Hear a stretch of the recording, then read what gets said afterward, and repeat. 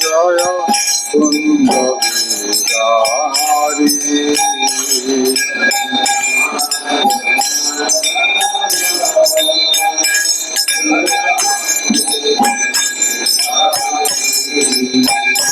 জয় গোপী জনা বল্লভ জয় গিরিবরধারী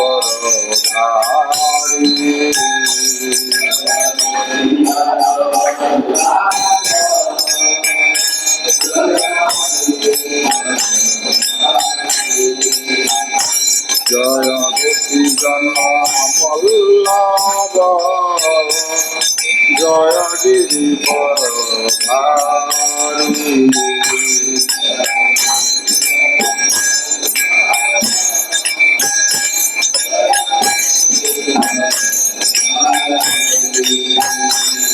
জয় যশোদানন্দন জয় ব্রজজন রঞ্জন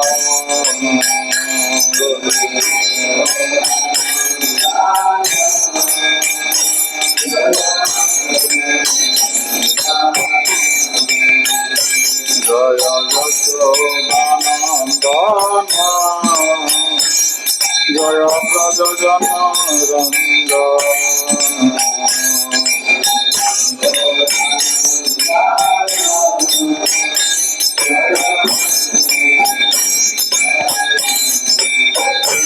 জয় যমুনা তীর বংশারি জয় কুঞ্জ Bihari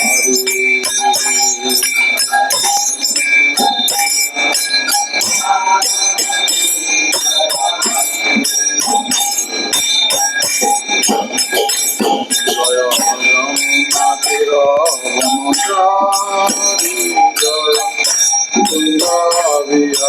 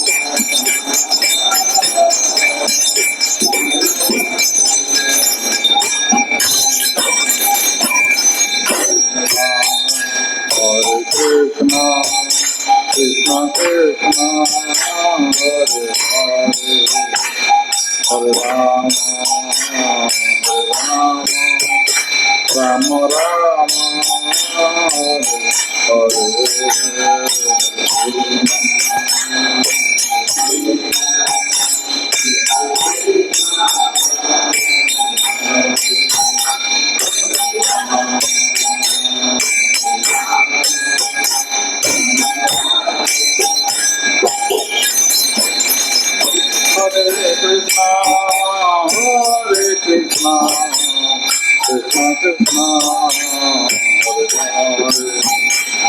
Hare Ram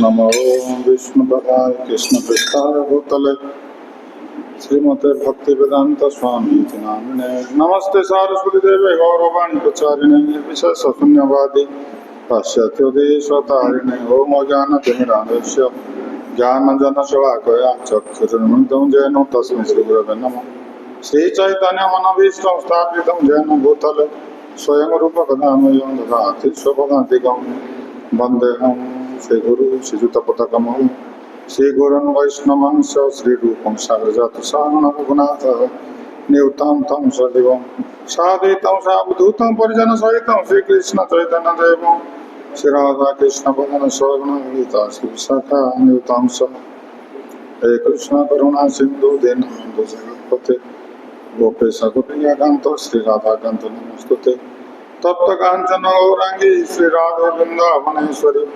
वृषभानुसुतदेवी प्रणमामि हरिप्रिये वाञ्छाकल्पतरुभ्यश्च कृपासिन्धुभ्येव च पतितानां पावनेभ्यो वैष्णवेभ्यो नमो नमः। जय श्री कृष्ण चैतन्य प्रभु नित्यानंद श्री अद्वैत गदाधर शिवासादि श्री गौरभक्तवृंद हरे कृष्ण कृष्ण कृष्ण हरे हरे हरे राम राम राम हरे हरे हरे कृष्ण कृष्ण कृष्ण हरे हरे हरे राम राम राम हरे हरे हरे कृष्ण कृष्ण कृष्ण हरे हरे हरे राम राम राम हरे हरे।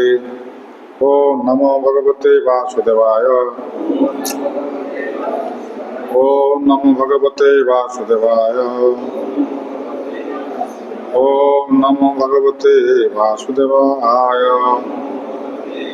नारायणं नमस्कृत्य नरं चैव नरोत्तमं देवीं सरस्वतीं व्यासं ततो जयमुदीरये। मूकं करोति वाचालं पङ्गुं लङ्घयते गिरिं यत्कृपातमहं वन्दे श्रीगुरुदिनतारिणे श्रीपरमानन्दमाधव। हरे कृष्ण और अंतरराष्ट्रीय कृष्णानंद संघ तरफ आपण मानक हार्दिक स्वागत। आम मैंने भागवतम आम पाठ करा जाऊे जेहेतु भागवतम आरंभ आम करे तेणु प्रत्येक भक्त को आमर टी अनुरोध रही भाव में समस्ते ये संडे प्रोग्राम को जमी मिस न करते कारण आम भागवत में आरंभ होती आम सब भागवत जो बिगिनिंग रे प्रभुपाद एत सुंदर भाव वर्णना कर सुत गोस्वामी जगन्नाथ एत सुंदर भाव में व्याख्या कर समस्त सन्देह सब दूर हो कारण आम जदि श्रीमद भागवतम प्रथम स्कंदटा भल कि न पढ़ी पार बुझी न पार आगू को बढ़ी पारानी से सब भक्त मान को अनुरोध समस्ते संडे प्रोग्राम केवे भी मिस न करने चेष्टा करूँ जिते कम थे आडजस्ट कर आसतु एवं यही भागवतम अध्ययन करूँ शास्त्र कहुई आम तो ये सृष्टि तत्व विषय अवतार विषय आम सब पढ़ुले पूर्व क्लास रे 1 नंबर श्लोकटी आम पाठ करते आज 2 3 4 5 दिन पढ़ा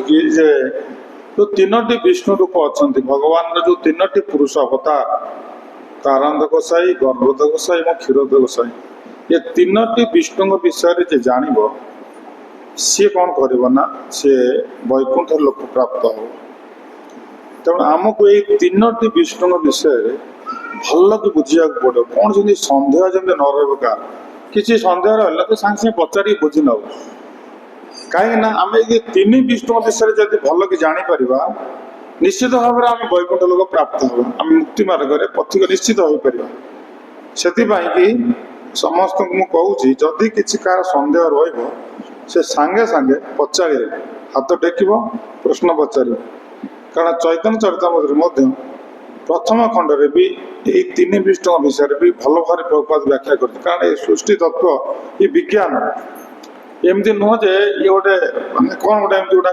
कथा लिखाई ना सब विज्ञान आपको आम भल कि बुझा पड़ो बुझिले आम आग को बढ़ी पार तेणु बर्तमान आम पढ़ा पूर्व क्लास आम 1 नंबर श्लोकटा पाठ करते आज पढ़ा 2 नंबर श्लोक आपको सुत गोस्वामी कहते नमिषारण्य रे आम जा नमिषारण्य मुनि मानकर जो प्रश्न थिला जे भगवान विभिन्न अवतार विषय आमको वर्णना करूँ तेणु ये 3य अध्याय सुत गोस्वामी से कथा सब कहते पूर्व क्लास आम पढ़ी सुत गोस्वामी कहले सृष्टिर प्रारंभ में भगवान पुरुष अवतार विराट स्वरूप धारणा कले एवं प्राकृत सृष्टिर समस्त मूल तत्व को प्रकट कले यहीपरि भाव में सर्वप्रथम प्राकृत सृष्टिर 16 सिद्धांतर सृष्टि है यार उद्देश्य अटे प्राकृत जगतर निर्माण भगवान वर्तमान सी भगवान रोचंत कौटी अप्राकृत जगत दिव्य जगत भगवान निवास करुचंत किंतु भगवान ये बद्ध जीव मानक आम मानक ये प्राकृत जगत सृष्टि कले कहीं से कारण विषय आम पूर्व क्लास आलोचना करते जे यार कारण होची बद्ध जीव को अवसर गोटा सु अवसर प्रदान करुचंत भोग करिवार कारण बद्ध जीव आम समस्ते भगवान संतान तेणु भगवान आम मानक ये प्राकृत जगत को सृष्टि करुचंत तेणु ये केमी प्राकृत जगत सृष्टि कले आम पढ़ी भगवान प्रथम पुरुष जे कि कारणद गोसाई विष्णु से कारणद गोसाई विष्णु कारण सागर रे शयन कले ये कारण सागरटा कौटी दिव्य जगत आ भौतिक जगतर मझी मझिया जमती संबलपुर बुला भितर महानदी जमी जाती ठीक से भाव में सेपटे है दिव्य जगत एपटे है भौतिक जगत मझे जो नदीटा रहा सागर रहा तो कारण सागर बोली कहते ये कारण सागर को विरजा नदी कहते तेणु से जो कारण सागर भगवान प्रथम पुरुष कारण से विष्णु से जो सागर भितर प्रवेश कले तांकर देहरु जो लोम कूपरू कौन झाल सृष्टि है से झाल ये कारण सागरटा पूरा भरीगला भगवान से कारण जल में शयन कले और ईक्षण करने माध्यम महत्त्व सृष्टि कले ये महत्त्वटा कौन ना ये महत्त्व हूँ ये सृष्टिर उपादान ग्रंथाघर माने स्टोर हाउस ये सृष्टिटा जो भगवान आगु को तैयारी करेंगे ब्रह्मा के माध्यम जहाँ जहाँ सब दरकार ये जो कहगला 16 सिद्धांत सृष्टि आम पढ़ी कौन कौन से 16 सिद्धांत 5टी प्रथम हूँ ये जो भौतिक वस्तु पंच महाभूत क्षित अप तेज मरुत व्योम ये क्षित अप तेज मरुत व्योम रे सब जिनस सृष्टि होची सब भितर भूमि जल वायु अग्नि आकाश ये 5टी होची कौन ना पंच महाभूत तेणु ये पंच महाभूत तैयारी कले ता सहित आहुरी 11टी 11टी किए किए ज्ञानेन्द्रिय कर्मेन्द्रिय मन ये भाव भगवान ये कौन कले ना कर्मेन्द्रिय ज्ञानेन्द्रिय 5 10 और कौन ना मन तो ये भाव ये जो 16 उपादान रे भगवान ये जो प्रथम से महत्व रे आपको कौन कले ना रखिले ताको नहीं कि ये जो भौतिक जगतटा सृष्टि करके ब्रह्मा तेणु ये जो स्टोर हाउस भितर ये सब जिनस को भगवान सेटिंग कर रखिदे केमिति कले ना इक्षण माध्यम ये जो महत्व सृष्टि कले आज आम पढ़ा द्वितीय नंबर द्वितीय पुरुष तेणु प्रभुपाद लिखिले कि से महाविष्णु जहाँ को आम कहे प्रथम पुरुष सी कौन कले ना भूत आकाश को गर्भवती करने निमंते केवल ऊपर ईक्षण मात्र करती से ईक्षण करिकी ये जो भूत आकाश जहाँ कहती से कारण से विष्णु या कौन कले ना तैयारी कले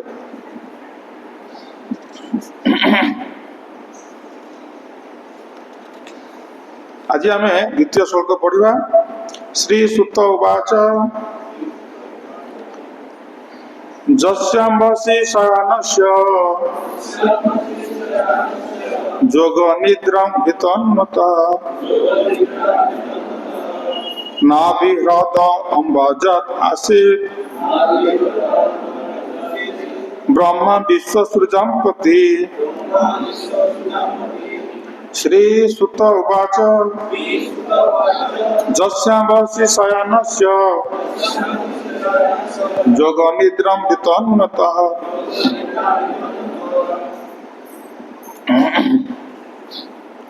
नाभिह्रद अम्बुजात् आसीत् ब्रह्मा विश्वसृजं पति अनुवाद विश्व प्लावित विस्तीर्ण जलराशि उपरे जोगनिद्रा रे शयन करिथिबा समय रे जहाँकर नाभि पद्म रे या प्रकाशित होला से पद्म रु विश्व स्रष्टा शिल्पी कुलर गुरु ब्रह्मा प्रकट हेले प्रभुपाद पर्पट लिखुचंती कारंदक साई विष्णु हेले प्रथम पुरुष तांकर लोमकूपुर असंख्य ब्रह्मांड बाहरी पड़िला प्रत्येक ब्रह्मांड रे से पुरुष गर्भोदय साई विष्णु रूप में प्रवेश कले से विश्वर अर्धभाग शोई रहिले जहाँ तांकर शरीर जल रे पूर्ण होइतिला ये जलटा ये भगवान के देह उत्पन्न होइछि कारण तक सही जल गर्भोदय से गर्भसागर जल भी भगवान से जो गर्भसागर को निजर झाल द्वारा ताको कौन करें ना भरीदेले एवं तार अर्ध देश भगवान शयन कले और नाभि किए सृष्टि ना ब्रह्मा सृष्टि तेणु से विश्वर अर्ध भाग शोई रहिले जहाँ तांकर शरीर जल पूर्ण होइतिला एवं गर्भोदक से विष्णुकर नाभि देश एक पद्मनाड़ उत्पन्न होला ये गर्भोदक से विष्णुकर नाभि एक पद्मनाड़ सृष्टि है ब्रह्माजी जन्मस्थान से होती समस्त जीवंकर पिता एवं समस्त देवशिल्पींकर गुरु अटंती जो माने विश्व को उपयुक्त रूप दे सुचारू रूपे गढ़िबारे लागिछंती से पद्मनाड़ रे 14 भुवन अवस्थित पृथ्वी एमानकर मध्यस्थल अवस्थित जो गर्भदेव साहेब विष्णु जो शयन कले नाभि जो पद्म उत्पन्न है पद्म ब्रह्मा सृष्टि है ब्रह्मा जो टॉप लेवल हूँ ब्रह्म लोक मैंने 14 लोक ना ये जो भगवान नाभि जो पद्म नाड़ जो सृष्टि है से नाड़टा को 14 भाग विभक्त कराई सर्व उपर किए रहे ब्रह्मा रहे सत्य लोक तेना आम रहे भूलोक भूलोक मान सप्तम मान मझी मझी से 7 उपरक रहा 6 भू ठारू भू भुव स्व ये भाव में 7 रहा आम पृथ्वी लोक तलू रहा 7टा लोक ये ऊपर रहा 6टा लोक पृथ्वी ठार तलू रहा 7टा लोक एमती 14टा लोक ये जो 14टा लोक ये पद्म नाड़र सब स्तर अनुसार रही से पद्म नाड़ 14 भुवन अवस्थित एवं पृथ्वी एम मध्यस्थल अच्छी यार ऊपर को उच्च लोक गुड़िक अवस्थित एवं सर्वोच्च लोक होती ब्रह्मलोक बा सत्यलोक पृथ्वीर अधोदेश को 7टी पाताल लोक अवस्थित ये लोक गुड़िक असुर एवं तद्रूप अन्य भौतिकवादी जीव बास करती कारण आम भगवत गीता आम अलरेडी पढ़ी सारी कि भगवान कहते जे जो मैंने सत्व गुण रुहति से मृत्यु समय से कौटी जी ऊर्ध्व लोक को जी किंतु जो माने रजगुण रोचे से यही पृथ्वी लोक से तम गुण रही तल को जी माने नीच लोक को जी से नीच लोक गुड़ी हूँ कौन ना असुर मानकर रहा स्थली जी बलि महाराज कौट रही सुतल रही तो से एठी प्रभुपाद महाराज लिखुंट जे गर्भदेव गोसाई विष्णुकर ठारू क्षीरदेव गोसाई विष्णु विस्तृत है तेणु ये बर्तमान आम के विष्णु को आम जापारे दुई आलोचना ये कहले गर्भदेव गोसाई विष्णु ठारू तृतीय पुरुष क्षीरदेव गोसाई विष्णु विस्तार ये जो क्षीरदेव गोसाई विष्णु ये कौन कले ना सब जीवों हृदय परमात्मा उपरे निवास कला ब्रह्मा जो सृष्टि करेंगे प्रथम कारण से विष्णु कौन कले ना ब्रह्मांड सृष्टि कले ब्रह्मांड द्वितीय पुरुष प्रवेश कले गर्भदेव से विष्णु एवं ये ब्रह्मा को से सृष्टि कले ब्रह्मा जो जीव को सृष्टि करेंगे हृदय परमात्मा रूप से क्षीरदेव से विष्णु कौन कले प्रवेश कले तो से ये विज्ञान ये सिस्टम भगवान सृष्टिटा केमी कर भागवत पाइबा ये बिग बैंग मतवाद नुह निहारिका मतवाद बिग बैंग मतवाद डार्विन के मतवाद ए सब मिस्टेक अच्छी ये मतवाद ठीक ना तो से कहते डार्विन जदि कहले माकड़ रु मनीष हेले तेरे एबे भी माकड़ अच्छा एबे भी मनीष अच्छा गोटे माकड़ जदि घरे आनी रखा किसी माकड़ को ना 100 वर्ष पर देखिए से माकड़ रूपांतरित हो वंश विस्तार कर मनीष हो कि 1000 वर्ष पर माकड़ दीटा रखा गोटे घर भितर खावा पीवा वंश विस्तार कर 1000 वर्ष पर मनीष गोटे बाहर आउ सी माकड़ जन्म कर ना तेणु पद्मपुराण अनुसार 84 लक्ष प्रकार जीव जमी अच्छा 84 लक्ष प्रकार वैज्ञानिक मान एपर्यंत एतिक भी कौन आविष्कार करना एपर्यंत केते संख्यार आविष्कार करा केते 12 लक्ष एपर्यंत से माने आविष्कार कर 12 लक्ष प्रकार जीव जंतु अच्छा किंतु भगवान सृष्टि करते 84 लक्ष प्रकार जीव जंतु सृष्टि कर तेणु ये जो तृतीय पुरुष जे कि गर्भदेव गोसाई विष्णु पर आसीगले गर्भदेव गोसाई विष्णु हेले द्वितीय पुरुष तृतीय पुरुष होती क्षीरदेव गोसाई विष्णु जे कि आमर हृदय मानक कौन परमात्मा रूप में निवास कर भी यही लोक गोटे कौन ना वैकुंठ लोक अच्छी प्रभुपाद महाराज चैतन्य चरितामृत विस्तार भाव वर्णना कर प्रथम स्कंद प्रथम खंड मान आदि लीला कहते कि भाव में ये जो क्षीरदेव गोसाई विष्णु जितेबाला आम समस्ते जाचे जितेबाला पृथ्वीर भार हो जाए से समस्ते देवादेवी मान क्या पाक जी ब्रह्मा जी पाक जी ब्रह्मा जी पाक प्रार्थना करेंगे बर्तमान पृथ्वीर भार हो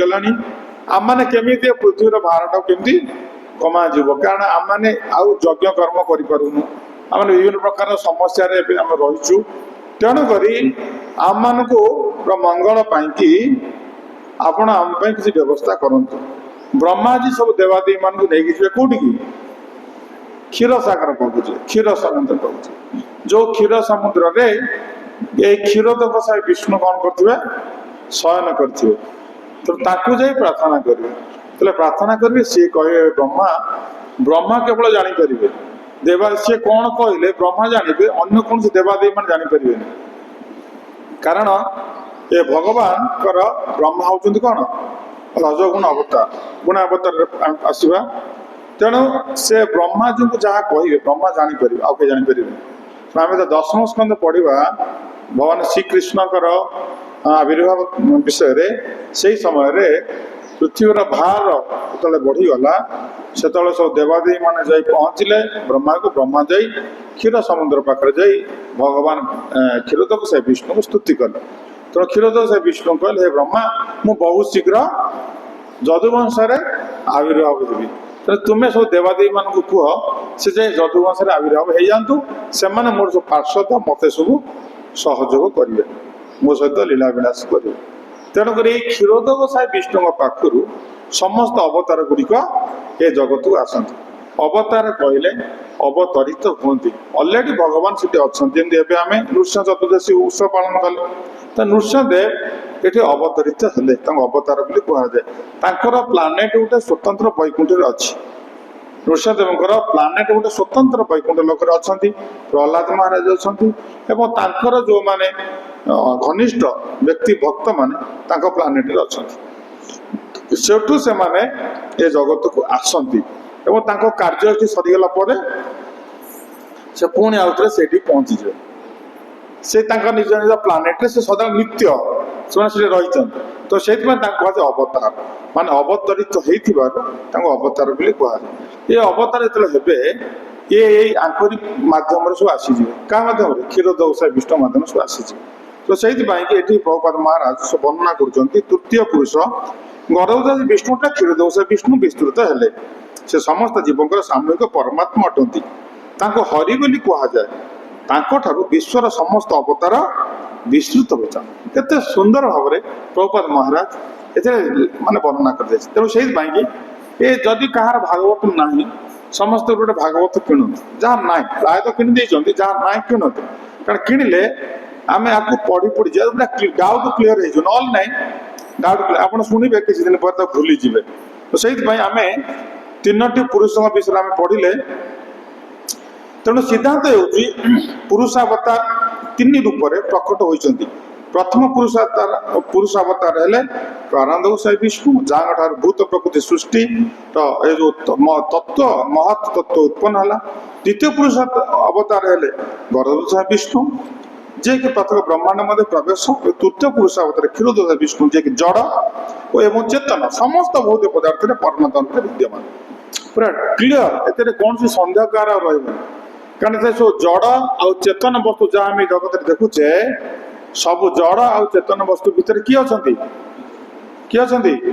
क्षीरोदक साई विष्णु परमात्मा रूप आम हृदय किए अच्छा क्षीरोदक साई विष्णु परमात्मा रूप समस्त जड़ आ चेतन वस्तु भितर किए रहिले क्षीरोदक साई विष्णु तो क्षीरोदक साई विष्णु तृतीय पुरुष से समस्त भितर विद्यमान तांको कौन कहते हरि बोली कहना हरि हरि माने जे हरण करती कौन हरण करती दुख हरण करती आम मान दुख को हरण कर हरि तो जे भगवान ये विस्तृत अंश को जाने से भल भाव जाने यहीपरि भाव में ज्ञाता जन्म मृत्यु जरा व्याधि बहुत बंधन मुक्त हो जाए प्रभु लिखिले अलरेडी शास्त्र लिखाई गोटे श्लोक अच्छी आम से भगवत गीतार अच्छी भगवत गीतार ये श्लोकटी अच्छी माने ये पर्पट रे ये तीन विष्णु को जी जाने से मुक्ति मार्ग पथिक हो जाए से मुक्ति पाई जाए तो ये से कथा प्रभुपाद लिखिले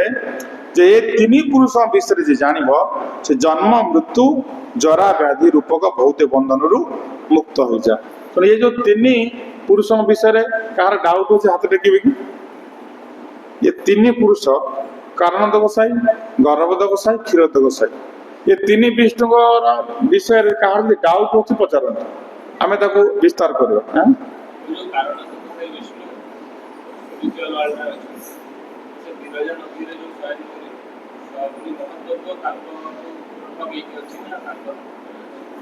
पृथक ईक्षण कले भूताकाश जो स्पिरिचुअल वर्ल्ड रो गोटे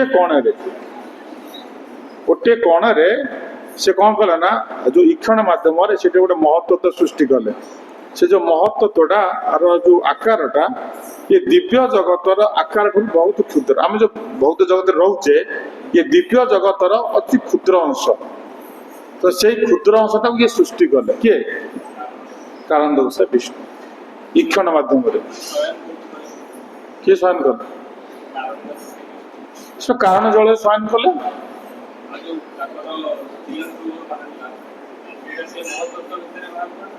ना ना ये बाहर को गला माने जो भूत जगत भूत काश भितर सी सृष्टि कर जीव मान आम मान भगवान जो सु अवसर प्रदान कले आम मान घर कौटे आम दिव्य जगत आम घर ना ना दिव्य जगत को क्वालिफाई हेले जीवा किंतु से दिव्य जगत रे पूर्व आ जो भौतिक जगतटा सृष्टि कले जो भूत प्रकृति की ईक्षण करले से भूत प्रकृति भितर आम समस्ते अच्छे से भूत प्रकृति भितर से जो ब्रह्मांड गुड़ा सब सृष्टि कले सो जो ब्रह्मांड गुड़ा सृष्टि कले कारण सागर में शयन कले लोमकपुर जो ब्रह्मांड गुड़ा उत्पन्न है से ब्रह्मांड गुटा हूँ जो भूत जगत भौतिक जगत आम गोटे ब्रह्मांड भितर अच्छे आम जो ब्रह्मांड भितर अच्छे से ब्रह्मा जी हूँ 4टी मुंड सबुठ क्षुद्र ब्रह्मांड आम अच्छे आठ आहु असंख्य ब्रह्मांड अच्छी जो ब्रह्मांड रे कौन अच्छा ना बहुत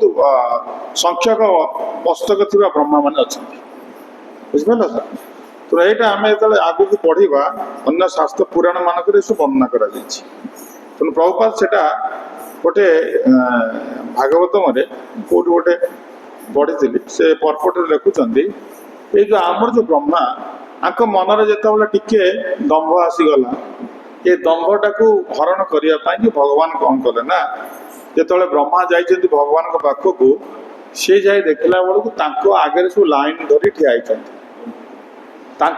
आहरी बड़ बड़ ब्रह्मा सब ठिया सी देखिकी आश्चर्य होगले माने हजार हजार ब्रह्मा ठिया तो निजको से कौन निजको माने हीन बोली मन कले जो दंभ थिला मु सृष्टिकर्ता मु सृष्टि करुच्ची तो ये देखिक से आश्चर्य से भगवान भगवत गीतार कहले नमे विदु सुरगणा प्रभवन महर्षय अहम आदि ही देवान महर्षिना सर्वस्व तेणु भक्त्या अभिजानाति जावान तत्व तत्व ज्ञाता विषम तदंतर केवल आम मैंने भक्ति जो मार्ग आश्रय कले आम साधु गुरु शास्त्र कृपार आम भगवान को जापर बुझीपार नचेत नहीं निज चेष्टा बल किए भगवान को बुझीपार निज चेष्टा बल किए आम तो आम भगवान निजे कहते कृष्ण अर्जुन को अर्जुन ये देवता माने बा आउ जो असुर माने कि मानव माने मोर कई मूल कथा जानती नहीं कारण ये समस्ते मोर ठार उत्पन्न होती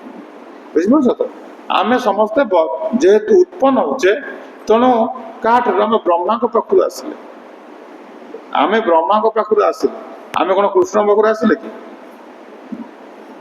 आम हेले विसर्ग आगू पढ़िया जो 10टी भगवत गीता 5टी उपादान माने जो तैयारी 10टी उपादान भागवत सर्ग विसर्ग बुझिपार ये जो सर्ग स्वर्ग माने भगवान सृष्टि विसर्ग हूँ ब्रह्मा सृष्टि आम मान सृष्टि आम गोटे गाड़ी तैयारी करदे यहाँ हूँ विसर्ग किंतु ब्रह्मा जो सृष्टि कले से विसर्ग किंतु कृष्ण माने भगवान जो सृष्टि कले भगवान ब्रह्मा को सृष्टि कले ना तेणु ब्रह्मा होती कौन स्वर्ग ब्रह्मा जहाँ सृष्टि कले विसर्ग तो ये सब धर्म गुड़िक आम टे समस्त मन रखा जब बुझा बहुत आनंद लगे से प्रभुपाद लिखिले ये तीन विष्णु को जी बुझिला एवं बुझिला ना से जो जो भौतिक ब्रह्मांड सृष्टि कर भौतिक ब्रह्मांड आम मान को स्थान देले आम गोटे ब्रह्मांड अधीन और प्रत्येक ब्रह्मांड भितर भगवान गर्भोदक विष्णु प्रवेश कले ଏବଂ ପ୍ରତ୍ୟେକ ବ୍ରହ୍ମାଣ୍ଡ ଭିତରେ ସେ ଯୋଉ ପ୍ରବେଶ କଲେ ତାଙ୍କ ନାଭିରୁ ପଦ୍ମ ସୃଷ୍ଟି ହେଲା।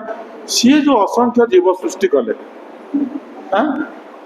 ସ୍ଥାବର ଜଙ୍ଗମ ଯାହା ସବୁ ତିଆରି କଲେ, ତା ଭିତରେ ତୃତୀୟ ପୁରୁଷ କ୍ଷୀରୋଦକ ସେ ବିଷ୍ଣୁ ପରମାତ୍ମା ରୂପରେ ସମସ୍ତଙ୍କ ଭିତରେ ବିଦ୍ୟମାନ, ଯାହାକୁ କୃଷ୍ଣ କହିଲେ ଅର୍ଜୁନକୁ ସର୍ବସ୍ୱେଚ୍ଛାହଂ ହୃଦୟ ସନ୍ନିବିଷ୍ଟ ମତ ସ୍ମୃତି ଗାନ ଅପହନମୁଚ। ତେଣୁ ଭଗବାନ କାହିଁକି ଆମ ହୃଦୟରେ ଅଛନ୍ତି? ସ୍ମୃତି ଆଉ ବିସ୍ମୃତି କରେଇ ଦେଉଛନ୍ତି। ଭଗବାନ ଆମକୁ ମନେ ପକେଇଦେବେ, ଆମକୁ ମଧ୍ୟ ଭୁଲେଇ ଦେବେ। ଯୋଉ ଦୁଃଖ ଆମେ ଧୀରେ ଧୀରେ ଆମ ଭିତରୁ କ୍ଷୀଣ ହେଇଯାଉଛି। ହଠାତ୍ ଗୋଟେ ଦୁଃଖ ଯୋଉ ଦିନ ହେଇଥିବ, ଆମେ ଯେତିକି ସେ ଦୁଃଖରେ ଜର୍ଜରିତ ହଉଥିବା, କାଳକ୍ରମେ ସେ ଦୁଃଖଟା କଣ ହଉଛି? କ୍ଷୀଣ ହେଇଯାଉଛି। ତାକୁ କିଏ ବିସ୍ମୃତି କରାଉଛନ୍ତି? ଭଗବାନ ପରମାତ୍ମା ତାକୁ ଆମକୁ କଣ କରୁଛନ୍ତି?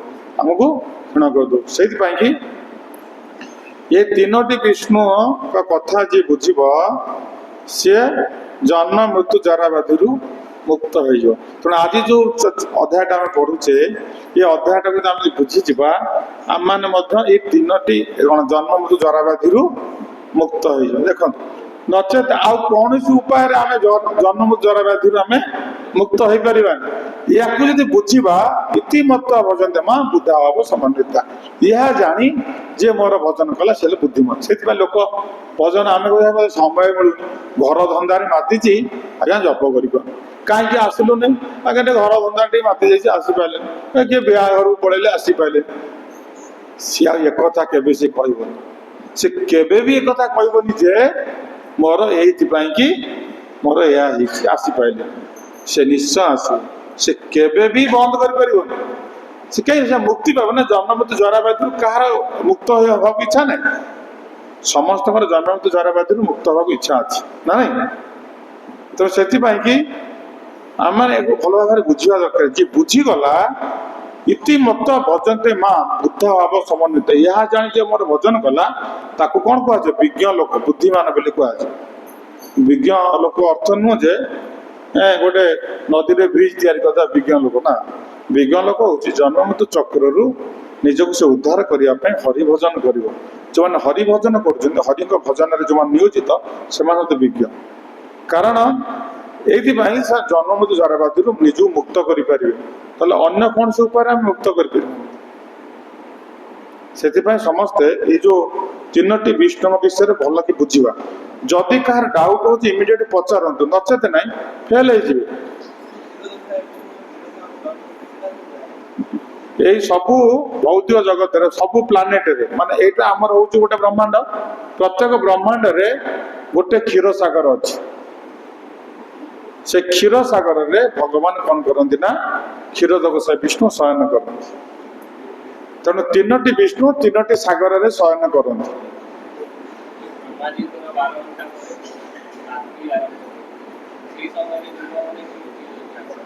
ସବୁ ଜୀବ ମାନେ ଯେମିତି ବାହାରି ଥିଲେ ବ୍ରହ୍ମାଙ୍କ ପାଖରୁ, ପୁଣି ଧୀରେ ଧୀରେ ସମସ୍ତେ ସେଇଠିକି ପଳେଇବେ। କୋଉଠି? ବ୍ରହ୍ମାଙ୍କ ପାଖକୁ ପଳେଇବେ। ବ୍ରହ୍ମା ଯାଇ ଶୟନ କରିବେ କୋଉଠି? ଯାଇ ଗର୍ଭୋଦକ ସାହି ବିଷ୍ଣୁଙ୍କର ଗର୍ଭରେ। ପୁଣି ନୂତନ ସୃଷ୍ଟି ହବ। ପୁଣି ଯୋଉଠି ଶୋଇଥିଲେ, ପୁଣି ସେଇଠୁ ଆମେ ଘରେ ଶୋଇଥିବା ଉଠିଲେ ଯେମିତି ଲାଗେ, ସେମିତି ଆମେ ଜାଣିପାରିବୁ। ଦୈବୀ ମାୟା ଦ୍ୱାରା ଆମେ ମାନେ ସମସ୍ତେ ପ୍ରଭାବିତ, ଆମେ ଜାଣିପାରିବାନି। ପୁଣି ସେଇଠୁ ଆଉଥରେ ସୃଷ୍ଟି ଉତ୍ପନ୍ନ ହବ। ସେଟା ନା ପୂର୍ଣ୍ଣ, ତାକୁ ମାନେ ଯୋଉ ଏଟା ହଉଛି ଆଂଶିକ ପ୍ରଳୟ, ସେଟା ହଉଛି ପୂର୍ଣ୍ଣ ପ୍ରଳୟ। ବ୍ରହ୍ମାଜୀ ମରିଯିବେ, ପୁଣି ଆଉ ଥରେ ନୂତନ କରି ସୃଷ୍ଟି ହେବ।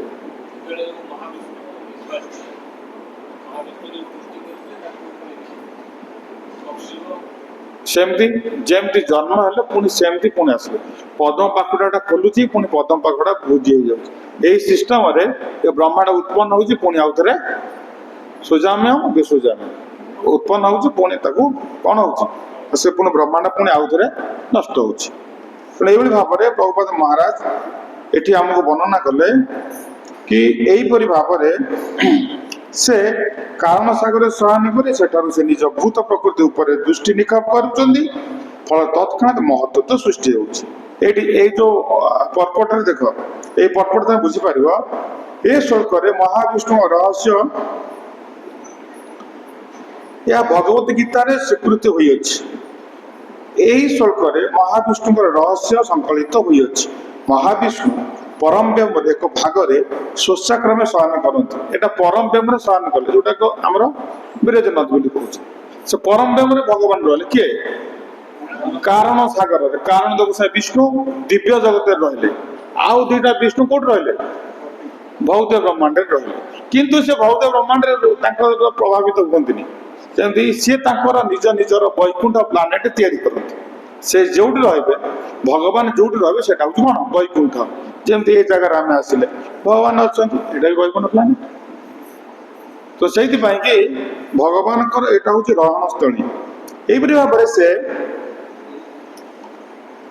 यहीपरि भाव से कारण सागर शयन कर से निज भूत प्रकृति उपर दृष्टि निक्षेप कर फल तत्क्षणात महत्व सृष्टि होपरि भाव में भगवत शक्ति द्वारा उत्तेजित हो भूत प्रकृति तुरंत असंख्य विश्व सृष्टि करुच्ची कारण ईक्षण माध्यम ये जो भगवान शक्ति द्वारा उत्तेजित हो भूत प्रकृति असंख्य ब्रह्मांड सृष्टि करुच्ची ठीक जेपरी समय क्रम एक वृक्ष असंख्य फल परिपूर्ण हो जाए कृषक बीज बपन करे कालक्रम वृक्ष बा लता फल अवनत हो पड़े कारण न था कौन कार्य होना कारण अर्थ है जहाँ अनेक घटना को जन्म दिए से ये सागर को कारण दर्शाइबा कारण सागर बोली कहुए आम मैंने निर्बोधों भली सृष्टि प्रक्रिया नास्तिक सिद्धांत को ग्रहण करना उचित नुहे नास्तिक मानकर विवरणी भगवत गीता दी जाए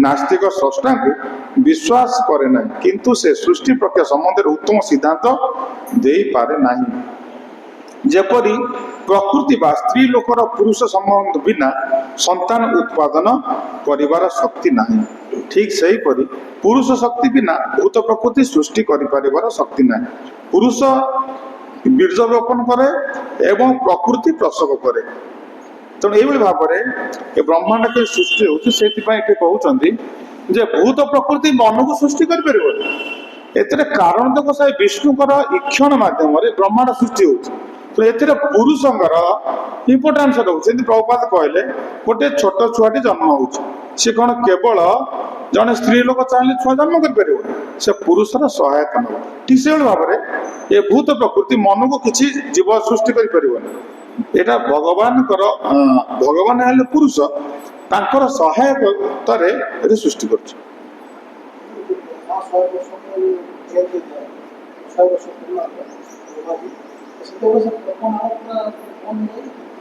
तो कौन कह पदम पुरटा खोलीगला पुणी खोलीगला बुझी जो जी आस पुणी से छोड़ी से जमी बाहरी बाहरी आसला पुणी से भर पड़े सब रहा धीरे धीरे धीरे भितर पुणी जो गर्भदेव साई विष्णु गर्भ में समस्त जाकि शयन करेंगे पुणी जो नूतन सृष्टि हम पुणी धीरे धीरे जीव पुणी ब्रह्मा सृष्टि हे से जो ब्रह्मा सृष्टि हे से सब अलग कथा अच्छी सब पचर जो आलोचना हम कि जान जे जो भौतिक ब्रह्मांड जो सृष्टि होता भगवान ईक्षण मध्यम माने भगवान सहायता जीव माने कौन होती ब्रह्मांड सृष्टि ईक्षण ईक्षण मैं चाहिए गर्भवती करेंगे तुम्हें शुणिया कथा मु शुणिया कथा कहूँ मुझे कहूँ जहाँ लेखा तो शुणा कथा आदि कही था बही कहीं पर्पट कहीं पढ़ु जहाँ शुणीच भूली जाओ ए जहाँ ये कह शुण बुझीपार तेणु बर्तमान जहाँ कह से कथा शुणिले आम आग को बढ़ी पार है ये भाव में आम जो ब्रह्मांड सृष्टि है ब्रह्मांड में गर्भदेव साई विष्णु ब्रह्मा को सृष्टि कले तापर आम पुणी पढ़ा प्रभुपाद पुण आमर सुत गोस्वामी कौन कहते तृतीय नंबर श्लोक कहले जस्यावयव संस्थाने कल्पितो लोक विस्तार तदवे भगवत रूपम विशुद्धम सत्यम ऊर्जितम तेणु एपरी धारणा करा जाउछि कि समस्त ग्रहमंडल पुरुषंकर विराट शरीर रे अवस्थित किंतु तांको सृष्ट भौतिक तत्व सहित तांकर कौन संबंध न थाए तांको शरीर आध्यात्मिक सत्तार नित्य महिमान्वित हो रही था तेणु ये भगवान देहरु जदिव ब्रह्मा उत्पन्न हेले भौतिक ब्रह्मांड उत्पन्न हला किंतु भगवान हेले चिन्मय तांको पाखरे ये कौन से भौतिकता नहीं जेमती पद्म पत्र रे पानी लागुनी सेमती भगवान को देरे ये जो भौतिक जगतर भौतिकता स्पर्श करि पारे ना आमे माने समस्त भौतिक जगतर अधीन आमे माने माने भूत प्रकृति भगवान को निर्देश रे काम करूची मया अध्यक्षण प्रकृति स्वयते सचराचर हेतु ना ना कौंत्या जगत भी परिवर्तित हे अर्जुन ये भूत प्रकृति मोर निर्देश रे काम करुची आमे केमती काम करुचे प्रकृति क्रियमाणिनी गुण कर्मिणी सर्वस्व अहंकार विगुणात्मा कर्ता हम इति मनते आमे भूत प्रकृति रो डायरेक्शन रे काम करुचे सी हमको नचौची भूत प्रकृति किए नचौची भगवान नचौचंती तो सेति पाई कि आमे एतु बुझी पाइले हमको भूत प्रकृति कंट्रोल करुची भूत प्रकृति की भगवान कंट्रोल करछंती जदियो भगवान भूत प्रकृति सृष्टि करछंती किंतु भगवान भूत प्रकृति संस्पर्श रे आसंती ना तांका पाखरे कोनसी भौतिकता ना से कथा ए श्लोक रे कहला एपरि धारणा करा जाउछि कि समस्त ग्रह मंडल पुरुषकर विराट शरीर रे अवस्थित तेणु पुरुषकर विराट शरीर समस्त अवस्थित किंतु तांको सृष्ट भौतिक तत्व सहित तांकर कौनसी संबंध नहीं तेणु यहीटा हूँ यही तत्वटा आम भल बुझा नचेत ना आम भगवान को बुझी पार तेना भगवान को बुझाटा एत सहज व्यापार आम जो भगवान को बुझा कारण एमती भगवान को बुझा जे यही भगवान आम कौन करिया सबु किछि आम कौन करवा त्याग करदेवा कई कहि परिबे जे प्रभु एथि कि मो ए काम करि भजन करि पर ना कारण भगवान को आम एमती बुझी जिबा जे भगवान कथा जो आसी आम सबू जिनस को रिजेक्ट करदे भगवान को कारण से आम भगवान के बुझी नहीं बोल कि आम ये वृथा माया संसार भितर कौन होचे घुरुचे जन्म मत जरा व्याधि घुरुचे घुरुचे घुरुचे आम कहे ये मोर काम सी मोर काम सी मोर काम तो से प्रहलाद नाटक से छोट पिलाटी बढ़िया रोल करथिला से बढ़िया डायलॉग से लिखी से तो हिरण को आसिक प्रहलाद बुझी हे प्रहलाद माने कह बापा तुम्हें सीना मोर ए जन्म बापा कि आम समस्त बापा हूँ भगवान श्रीकृष्ण तो से आम कहे ये हूँ मोर बापा किंतु ये बापा ये टेम्पोरारी बापा ये जन्म बापा किंतु सबु जन्म बापा होती भगवान श्रीकृष्ण तो से आम भगवान श्रीकृष्ण प्रति केवल अवहेला कर जीवन कौन सी परिस्थिति एमती गोटा परिस्थिति ना जे कि आम एमती परिस्थिति भगवान को अवहेला करना जीवन कौन सी परिस्थिति भगवान आम अवहेला कर साधुगुरु आचार्य आमको आसी ग्रहण कर ग्रहण कर उद्देश्य हूँ आम भगवान सहित जोड़िले कि आमर काम हूँ आम सबू किसी करदे कृष्ण आमको जहाँ दरकार करने आम प्रस्तुत जमी हवा बुझिले ना नचेत ना ये जगत रे ये जो टेम्पोरारी संबंध टेम्पोरारी प्रेम करके पुओ झील मरी जाऊँगी झील पुओ मरी जाऊँगी देख सी किसी जानी सी तार की संबंध जड़े जन मरीगले आउ जनकर कौन हो किसी ना से आराम से अच्छे से मूर्ख बुझी ना से मायार द्वारा एत जर्जरित हो जो शरीर भगवान गिफ्ट आकार देइचंती से गोटे सार काम सब किसी नष्ट कर दे कि आम स्वयं भगवान श्रीकृष्ण जे आमर सबु जन्मर पिता आम किसी भी कर भगवान निजे कहते तांकर मत अनुसार जे दार गार पुत्र प्राणान्वित मेमपर हित्वम शरण जाता कथोष्ण सत्य मुच्यते भगवान दुर्वासा जे मो पाई जे दारा गार माने निजर स्त्री पुत्र माने धन संपत्ति एपरिक निजर प्राण को जे मो बलि दौची हे दुर्वासा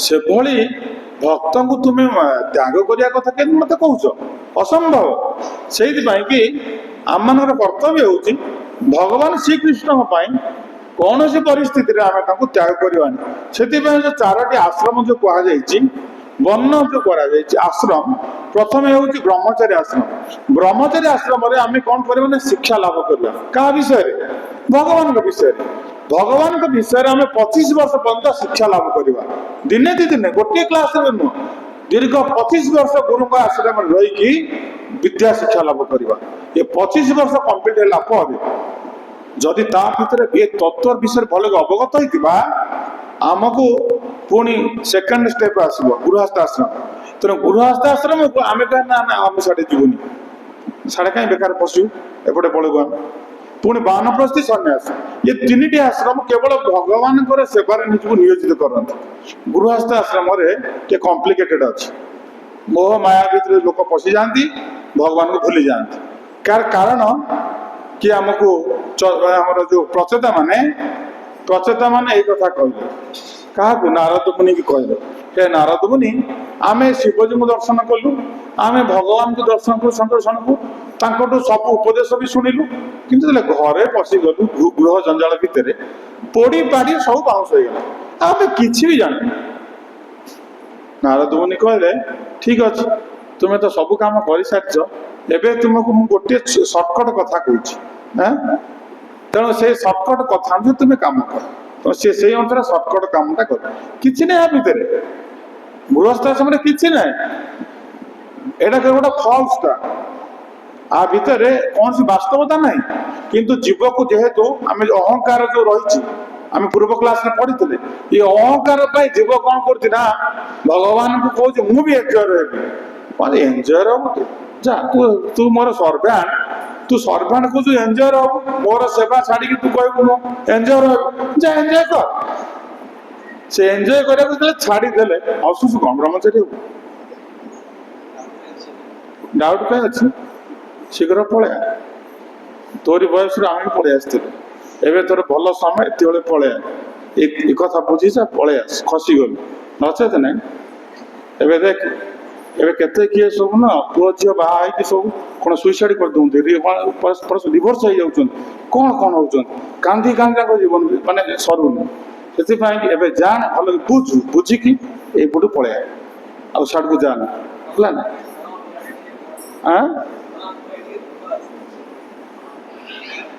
कृष्ण तो कांदुचंदी जानछु कृष्ण तो कांदुचंदी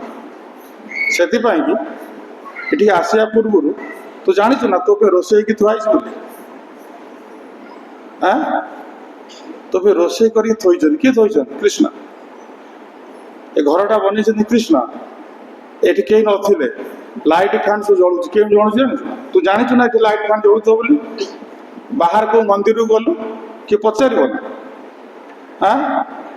कई पचारे बसा को भी आसन खंडे देवे आसिया पूरा आसनटा पड़ी माइक लगी लाइट फैन सब व्यवस्था रही कहीं कृष्ण तुम कांदुचंती तुम कांदुचंती तुम्हें यही मार्ग को पलि आस बुझीपार आम पढ़ आगे पढ़ा चतुर्कुमार को भगवान सृष्टि कले कौन ब्रह्मा सृष्टि कले विस्तार कर सृष्टि विस्तार से बापा आम भितर पशुनी आम एपटे खसी पड़े से एपटे रूट देके तृतीय स्तर को पढ़ाऊँ द्वितीय को से कौन कले ना द्वितीय को आभोड कले बुझीपार तो से प्रकृष्ट समय भल कि जप कर भल कि भागवतम पढ़ी शीघ्र पलि आस बापा माँ कथा भगवान कहले अनन्य चिंता तमा जेजना पशुपाशते तेषा मृता विजोता जोक्षम बाहम बुझीपार तो जोक्षम बाहम माने जहाँ आवश्यकता कृष्ण से कथा भरण पोषण दायित्व से नहीं आम जो आड़ को पलि आसवा कृष्ण तम कथा बुझे आम भी एकुटिया थे आम भी बापा मास एकुटिया थे आम जो आसलु आम घर लोक कहले ए तुम्हें पढ़ला तो आम कथा किए बुझ गोटे कृष्ण बुझे ए कृष्ण जगत को पालन पोषण कर खाली मो कथा कौन कृष्ण बुझुं जगत जगत मीन्स तांकर जे भजन करुची ता कथा जे भजन न करुची ता कथा ये समस्त पालन पोषण कर बुझीपार तो गोटे भाई डाक्तर हो तू कहीं रह दीटा भर जन तो कृष्ण पलि आस आउ जन बापा माँ कथा बुझे से डाक्तर बापा माँ बुझीपर आ तो दी जन जाक कहीं डॉक्टर बटर हम सी बाहर तो तू बाहर दी भाई जाक पेटापिटी लगे मारपिट लगे बुझीपार एवं भाई भाई हूँ सांग भाई दी भाई गाड़ी बस आस देखिली बाहला तो भाई तो गाड़ी बस सी अलग गाड़ी तो अलग तो केवे बसई बुझीपार तो गोटे कंसार खाऊ ଏବେ ଅଲଗା ଅଲଗା ହେଇଛୁ। ତୁ ଛୋଟ ପିଲାଟା। ଏବେ ମୁକେଶ ଅମ୍ବାନୀ, ଅନିଲ ଅମ୍ବାନୀ ସେ ବି ଗୋଟେ କଂସାରେ ଆଉ ଖାଉନାହାନ୍ତି। ଛୋଟ ଦିନେ ଗୋଟେ କଂସାରେ ଖାଉଥିଲେ, ଗୋଟେ ବେଡରେ ଦି ଭାଇ ବସଉଥିଲେ, ଏବେ ଅଲଗା ଅଲଗା ଘରେ ରହୁଛନ୍ତି। ବୁଝିଗଲେ? ବୁଝିଲୁ ତ? ଏଇଟା ହଉଛି ସଂସାରର କଥା। ସେଥିପାଇଁ ବାପା ମା କେତେ ଦିନ ରହିବେ? ବାପା ମା କେତେ ଦିନ ରହିବେ? ବାପା ମା ରହିଲା ଭିତରେ ତତେ କଣ କରିବେ? 1ରୁ 2 କରିଦେବେ। ସିଏ ସେପଟେ ଖସିକି ପଳେଇବେ। ବାପା ମା ଖସିକି ପଳେଇଲେ, ତୁ ରହିଗଲୁ। ତୁ ବର୍ତ୍ତମାନ ହଡ଼ଘଣାରେ ପଡ଼ିଗଲୁ। ମତେ ବି ବାପା ମା ସେୟା କହିଲେ ଆମେ ଚାହୁଁଥିଲୁ ଗୋଟେ ପୁଅ ବାହାଘର କରିକି ରଖିବୁ। ମୁଁ ଠିକ ଅଛି, ତୁ ଯଦି 100 ବର୍ଷ ମୋ ପାଖରେ ବଞ୍ଚିବୁ ତାହେଲେ ମୁଁ ବାହା ହେବି। ମୁଁ ବାହା ହେଲି, 100 ବର୍ଷ ମୋ ପାଖରେ ରହିପାରିବୁ କି? ତୋର ସେବା ଆରାମରେ କରିବେ। ଆଉ ମୁଁ ତ ବାହା ହେବି, ତୁ 5-10 ବର୍ଷ ପରେ ତୁ ପଳେଇ ଚାଲିଯିବୁ। ମୁଁ ସେଠୁ କଣ କରିବି? ମୋ କଥା ତୁ ବୁଝିପାରିବୁ? ଆମେ ତାକୁ ଏଇଭଳି ଭାବରେ ବୁଝେଇଦେଲୁ। ଶୁଣ ନା, ତୁ ଯା। ଆମେ କହିଲୁ ତୁ ଯା। ଶେଷକୁ କହିଲୁ ନା ତୁ ଯା, ତୁ ଠିକ ଯାହା ଭାବିଛୁ ଠିକ। ସେଇଥିପାଇଁ ଏ କଥା ଭଲ କି ବୁଝୁ, ହେଲା ନା? ତାଙ୍କର ବାପା ମା କଥା ସିଏ ବୁଝିବେ, କୃଷ୍ଣ ବୁଝିବେ। ତୁ ଯେତେ ଅନନ୍ୟ ଭାବେ ଚିନ୍ତା କରିବୁ ସେତେ କୃଷ୍ଣ ତୋ ବାପା କଥା ବୁଝିବେ। ପ୍ରଭୁପାଦଙ୍କ କ୍ଲାସ ଥରେ ପ୍ରଭୁପାଦ ଦଉଥିଲେ, ସେ ସମୟରେ ବିଦେଶରେ ଗୋଟେ ପିଲା, ଜର୍ମାନ ନା କୋଉ କଣ୍ଟ୍ରିରେ ଗୋଟେ ପିଲା, ସେ ବ୍ରହ୍ମଚାରୀ ହେଇଥିଲେ। ପ୍ରଭୁପାଦ କ୍ଲାସ ଦଉଛନ୍ତି, ଜଣେ ଗୃହସ୍ଥ ଭକ୍ତ ଆସିକି କହିଲେ, ପ୍ରଭୁପାଦ ସେ ଯୋଉ ପିଲାଟି ଯୋଉ ବ୍ରହ୍ମଚାରୀ ହେଉଛି, ତା ବାପା ଯେତେବେଳେ ଚାଲିଗଲେ ସେ ହରେ କୃଷ୍ଣ କହିକି ଶରୀର ତ୍ୟାଗ କଲେ। ପ୍ରଭୁପାଦ ହସିଲେ, ଠୋ ଠୋ ହେଇକି ହସିଲେ। ପ୍ରଭୁପାଦ ବୁଝିପାରୁଛ? କାହିଁକି ହସିଲେ କହିଲେ? ତା ବାପା କୃଷ୍ଣ କଣ ଜାଣିନି, କିନ୍ତୁ ପୁଅ ଯେତେବେଳେ ଆସି ସିନ୍ସିୟରଲି ଭଗବାନ ସେବା କଲା, ବାପାଙ୍କ ମୁଖରେ ହରିନାମ ସ୍ଫୁରିତ ହେଲା। ସେ ବାପାଙ୍କ ହୃଦୟରେ କିଏ ଥିଲେ? ଭଗବାନ। ମୋ ହୃଦୟରେ, ତାଙ୍କର ହୃଦୟ।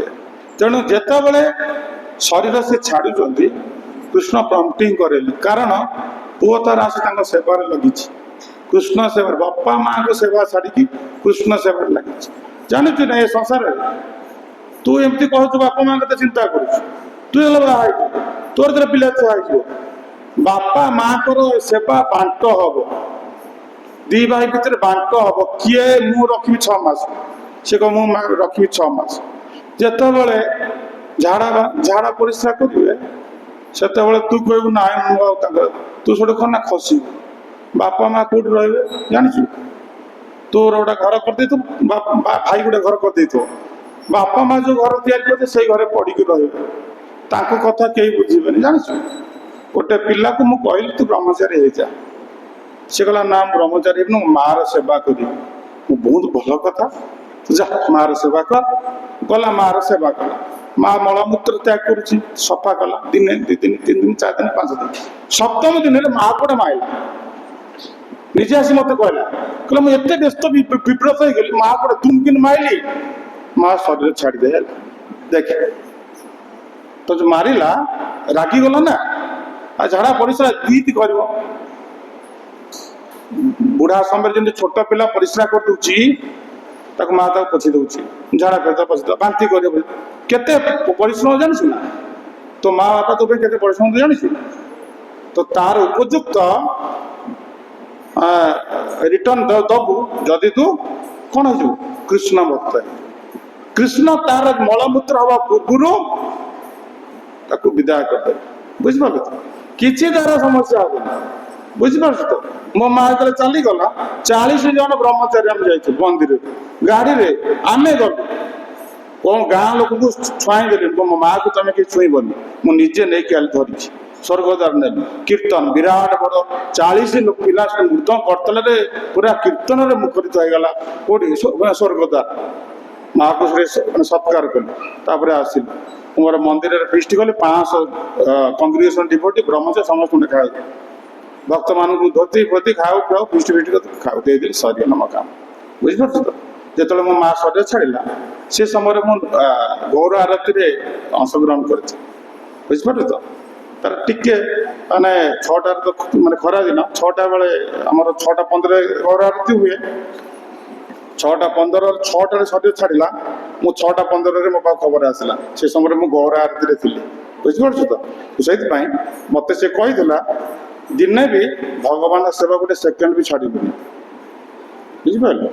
गोटे सेकेंड भी भगवान सेवा छाड़बुनि केवे भी अवहेला करूँ भगवान प्रति जदि जाइछु से कामटा तू निष्ठापर भाव कर बुझिपार से उपदेश मत से भाया यहाँ हूँ वास्तविक जदि आम मैंने भगवान सेवा निष्ठावान भाव एनगेज हवा यहाँ आम पिता माता प्रति सेवार कौन यहाँ हूँ जदि आम ऋणमुक्त हो पार कृष्ण भक्त है कृष्ण सेवा न कले तू ऋणमुक्त हो पार से प्लान कर यही तीन विष्णु कथा भल बुझु यही आमर सबकि आमर पिता माता धाता पोषणकारी सबकि हूँ किए कृष्ण तो तांको सेवा नियोजित कर जो बहुत सिंसर गृहस्थ भक्त मैंने आमको कहते आम आगुरी टे जानी जाता आम आ भितर पशुना जो सब गृहस्थ होती पचार बुझिपाल तांकोठु बुझ आमठू बुझ ना तांकोठु बुझ जे केमी तुम्हें अछ भले अच्छु कि मंदिर अच्छु कि खुशी अच्छु ना दुखे अच्छु है ना बुझ सब बुझिकी एवं तोर उपयुक्त समय बुझाबुझी करके पशु ना नहीं साइड मारी पलि आसू है आसिले बहुत आनंदित रही बापा माँ कथा बुझे क्या कथा बुझे भगवान तो बापा माँ कथा बुझे नचेत ना आम चाहे बुझीपर बापा माँ कथा आमर कि शक्ति अच्छी बुझीपार तो से कि सब भक्त मैंने एप्रति कौन ध्यान देवा दरकार जे कि भाव में धारणा करा जे समस्त ग्रहमंडल पुरुषंकर विराट शरीर में अवस्थित समस्त ग्रहमंडल किंतु तांकर सृष्ट भौतिक तत्व सहित तार कौन संबंध न था तांकर शरीर आध्यात्मिक सत्तार नित्य महिमान्वित हो रही था तो तांकर शरीर भगवान शरीर हूँ चिन्मय आध्यात्मिक माने सत्तार नित्य महिमान्वित हो रही है भगवान कथा ये कहुच्छे तापर जो विराट पुरुष आम समस्ते भगवत गीतार आमर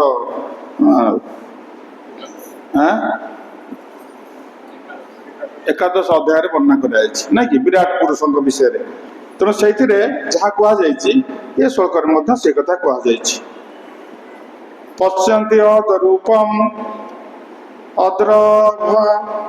अदर्भ चक्षुषा सहस्रपाद उरुभुज अनन्न अद्भुत सहस्रमूर्धम श्रवणाखिनासिकम सहस्रमल्यम कुंडल उल्लस तेणु ये भगवान कले सहस्र पाद जंग बाहु एवं मुख समन्वित अति असाधारण पुरुष रूप को भक्त माने दिव्य नेत्र दर्शन करते से शरीर में हजार हजार शिर कर्ण चक्षु एवं नासिका अच्छी सेगुड़िक हजार हजार शिरभूषा एवं कुंडल भूषित होती अनेक माला धारण कर तेणु ये जो विश्व रूप अर्जुन एक सब देखेले भगवान के विस्तार कर असंख्य पार्टी भगवान तांकर नेत्र कर्ण बाहु ये सब देखी अर्जुन भयभीत हो गले कारण अर्जुन ये जो विश्व रूप जो देखेले जमती आम देखा जिते जगन्नाथ ब्रह्मा आसिले मंदिर प्रतिष्ठा करने नीलाद्रि महोदय गला ना प्रतिष्ठा दिवस एवं रिसेंट गला तो नीलाद्रि महोदय ब्रह्मा कौन कले ना यज्ञ कर समय जगन्नाथ कौन कले ना से यज्ञ कुंडरू नृसिंह रूप प्रकट है नृसिंह रूप प्रकट है कारण साधारण लोक मैंने भावे जे ये दारू तैयारी कौन भगवान लोक बुझीपारे ना से भगवान निजर भगवत को प्रकट करे से यज्ञ नृसिंह रूप भगवान प्रकट है भयंकर नृसिंह रूप उग्र नृसिंह रूप से यज्ञ कुंडरू भगवान बाहर तो से जनईदे जे मु हूँ स्वयं भगवान तो जगन्नाथ स्वयं भगवान आउ कि नुह तेणुक एटी से भाव में अर्जुन को जो विश्व रूप देखेले अर्जुन मन में जो डाउट थिला कारण मो सांग ये सांग सांग गोटे कथा कौन कह तो सांग कथा सांग कौन गोटे गोटे हस खुशी उड़ेदब जमी आम सांग मैंने आम कहते शिक्षाटा कौन रखुच से जापारना ये जिनसा कौन तो से भाव में एटी भगवान अर्जुन को जो एकादश विश्वरूप जो देखेले विश्वरूप देखा द्वारा अर्जुन जानी पाइले जे ये अर्जुन स्वयं भगवान ये आउ कहीं नुहत अर्जुन को देखीदे अर्जुन जे समस्त ये जो आम आगे जो योद्धा मैंने भगवान को दांत संधि में पशि जाऊँ भगवान सब जमी आम मुढ़ी खाऊे से भगवान कौन कले ना विश्व रूप से मुढ़ी खाला बेले सब खाई दौरान समस्त ये जो पार्टी भितर पशि जाऊँच ये जो भीष्म कर्ण द्रोण एमाने भगवान को दांत संधि में गोटे पशि जाऊँ आम दांत संधि गोटे खड़िकार जमी खोली दौ कौन कौन पशि जाए टाण जिनस सेमती एमाने सब भगवान दांत भितर सब पशि संधि भितर पशि जाऊँ माने विश्व रूप भयंकर रूप कारण एमती रूप भगवान केवे क्या देखे नथिले तेणु अर्जुन को प्रथम कर देखा अर्जुन अज्ञानता को दूर करने तेणु ये से कथा ये जो श्लोक सुत गोस्वामी कहते भगवान सहस्र पाद सहस्र मुख सहस्र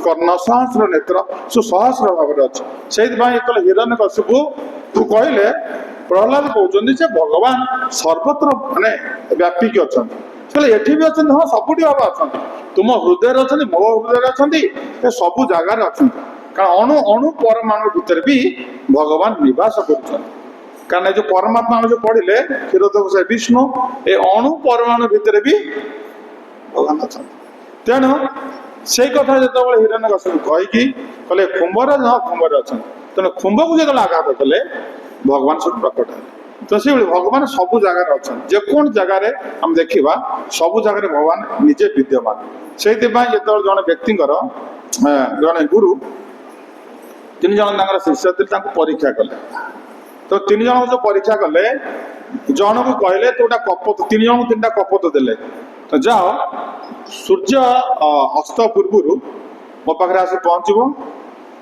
जी शीघ्र आसी पहुँचब सी हम फास्ट कणा को मारिकी आनब एमती जगह मार जमी कहीं देखिपार जड़े गला जड़े जाकि बुली गोटे शीघ्र गला गोटे गुंफा भितर पशिगला अंधार कपत मारिक नहीं पलि आस गुरु कहते आग आस से फास्ट हम तो से आग आसी पहुँचला गुरुदेव गुरुदेव गुरुदेव मुझे जगह मारे तो कहीं देखी ना अंधारे ठीक अच्छे तो बस द्वितीयटा कौन कला द्वितीयटा पूरा बुले बुले बुले बुले बहुत लेट्रे आसला सी भी कहला गुरुदेव मु पलि आसले सेकेंड तुम बस समस्त बस तृतीयटा कौन कला ना ये दीटा मारिक आनी तृतीय जी आसला से मारिनी से सेम धरिकी आसी पहुँचला गुरु कहले अरे तू कौन मारिनु ये दिज मारिक पलि आली तू कौन मारिनु ना गुरुदेव मु कौन करी जुआड़े गली भगवान को देखिली भगवान अच्छा कहीं सीना ना भगवान सब विद्यमान आपड़ कही कहीं देखिपारे मुझे जो मारे चेष्टा कली देखिली भगवान देखुं मुझे मारी पारे पलि आस आ दिज पचारे कौन कि ये दिज बुझीगले ये चोर हो गले से बोले गुरु महाराज आम जापारू मुझे गोटे अंधारे मारिदेली से गला गुंफा मारिदेली कि आम जानू जे भगवान से अच्छा यार कथा बुझीगलु भगवान अच्छा से भगवान सर्वत्र विद्यमान तांकर सबू जगार हाथ अच्छी तो हाथ यदि सबू जगार न था से द्रौपदी को केमी लुगा देले द्रौपदी लुगा सप्लाई कले केमी कले गजराज को जो उद्धार कले केमी उद्धार कले भगवान पाखे थे से भगवान से पाखे न तो सर्वथा सी अच्छा तो सबू जगार भगवान अच्छा तो से आमको कौन करा पड़ो ना देखा पड़ो आमको से स्तर को गले आम सब जगह भगवान अच्छा बोले बुझीपारे ना जापर से विद्या विनय संपन्न ब्राह्मण गभीर सुनिश्चय सपाच पंडित समदर्शी पंडित लोक हेल्ले भगवान को सब जगह सब स्थान अच्छा देखिपर से आमर ज्ञान अभाव आम जापर साधनार अभाव आम भगवान स्थिति आम बुझीपार जापर से आमको कौन करा पड़ो ना दृढ़ भाव भजन करा पड़ो ये दृढ़ भाव आम भजन कले आम भगवान को बुझीपार जापर तेणुक ये जो श्लोक भाव में विराट रूपर वर्णना ये किए सुत गोस्वामी गोटा पिला किए पाठ कर देखो प्रति सचेतन हो देखो आम गोटे आध्यात्मिक वातावरण केते कष्ट आम क्रिएट करुँ समस्ते आसी तेणु जार पिला पिला प्रॉपर गाइडेंस को कर अन्य मानकर केते डिस्टर्ब होची कहीं ना आम आध्यात्मिक वातावरण सृष्टि न कले जड़े कथा को बुझीपर से पिला प्रॉपर ट्रेनिंग दि जाऊ जी जे पिला आनी सब अलग अलग कर बसे गोटे जगह पिला बसने पार्टी कर এটা এটা ଗୋଟେ ଖେଳ ଘର ନୁହଁ। ତେଣୁ ଆମେ କାହିଁକି ଅନ୍ୟର ସମୟକୁ ନଷ୍ଟ କରିବା? ଆମେ ବି କିଛି କହୁଛୁ, ଆପଣମାନେ ବି ଶୁଣୁଛନ୍ତି, ଆମେ ଯେଉଁ ଆସିଛେ, ସେଥିପାଇଁ ପିଲାମାନଙ୍କୁ ଟିକେ ଯତ୍ନରେ ରଖନ୍ତୁ, ଯାହାଫଳରେ କି କୌଣସି ପ୍ରକାର ଯେମିତି ଅସୁବିଧା ନ ହେବ କାହାର। ତେଣୁ ଆମେ କ୍ଲାସ୍ ଦେଉଛୁ, ମୋତେ ସେ ଶୁଭୁଛି ଯେ ସେ ପିଲାଟା ପାଟି କରୁଛି, ତା ପାଖ ପିଲାମାନେ ଶୁଣି ପାରୁନାହାନ୍ତି, କେତେ କଷ୍ଟରେ ସେ ପାଠ ପଢ଼ା ଛାଡ଼ିକି ଆସୁଛନ୍ତି ସେ ପିଲାମାନେ ଶୁଣିବା ପାଇଁ। ଆଉ ଏ ତିନୋଟି ବିଷ୍ଣୁ କଥା ଶୁଣିଲେ ଆମେ ମୁକ୍ତି ପାଇବା। ଆମେ ତିନୋଟି ବିଷ୍ଣୁ କଥା କ'ଣ ଶୁଣିବା? ଆମେ ତ ଶୁଣୁଛେ ସେ ଛୁଆଙ୍କ କଥା। ସେ ଛୁଆ ଯିବ ନର୍କକୁ, ଆମେ ବି ଯିବା ନର୍କକୁ। ତେଣୁ ଛୁଆର ପ୍ରତି ସ୍ନେହ ରହିଛି, ଆମର ବି ସମସ୍ତଙ୍କ ପ୍ରତି ସ୍ନେହ ରହିଛି। ସ୍ନେହର ଅର୍ଥ ନୁହେଁ ଯେ ତାରି ମାଧ୍ୟମରେ ଆମେ ନର୍କକୁ ଯିବା। ତ ସେଥିପାଇଁ ସମସ୍ତେ ଟିକେ ଧ୍ୟାନ ଦେବା ଦରକାର। ତାପରେ ସୁତ ଗୋସ୍ୱାମୀ ପୁଣି 5 ନମ୍ବର ଶ୍ଲୋକ, କାରଣ ଆମେ ଆଲୋଚନା କରୁଥିଲେ 18,000 ଶ୍ଲୋକ, ଆମକୁ 54ଟା ସପ୍ତାହ ମିଳୁଛି। ସେ 54ଟା ସପ୍ତାହ ଏ ଯୋଉ 18,000 ଗୁଣିଲେ ଆମେ କେତେ ବର୍ଷ, କେତେ 33 ବର୍ଷ, କେତେ 300 ବର୍ଷ, ମାନେ 300 ବର୍ଷ ଆମକୁ ଲାଗିବ ଭାଗବତ ପଢିବାକୁ। ତେଣୁ ମୁଁ ସେଇଥିପାଇଁ କହୁଛି ଗୋଟେ ଗୋଟେ କ୍ଲାସରେ 10-15ଟା ଲେଖା ଶ୍ଲୋକ ଯଦି ପଢିଦବା ତାହେଲେ ଆମକୁ ସହଜ ହେଇଯିବ।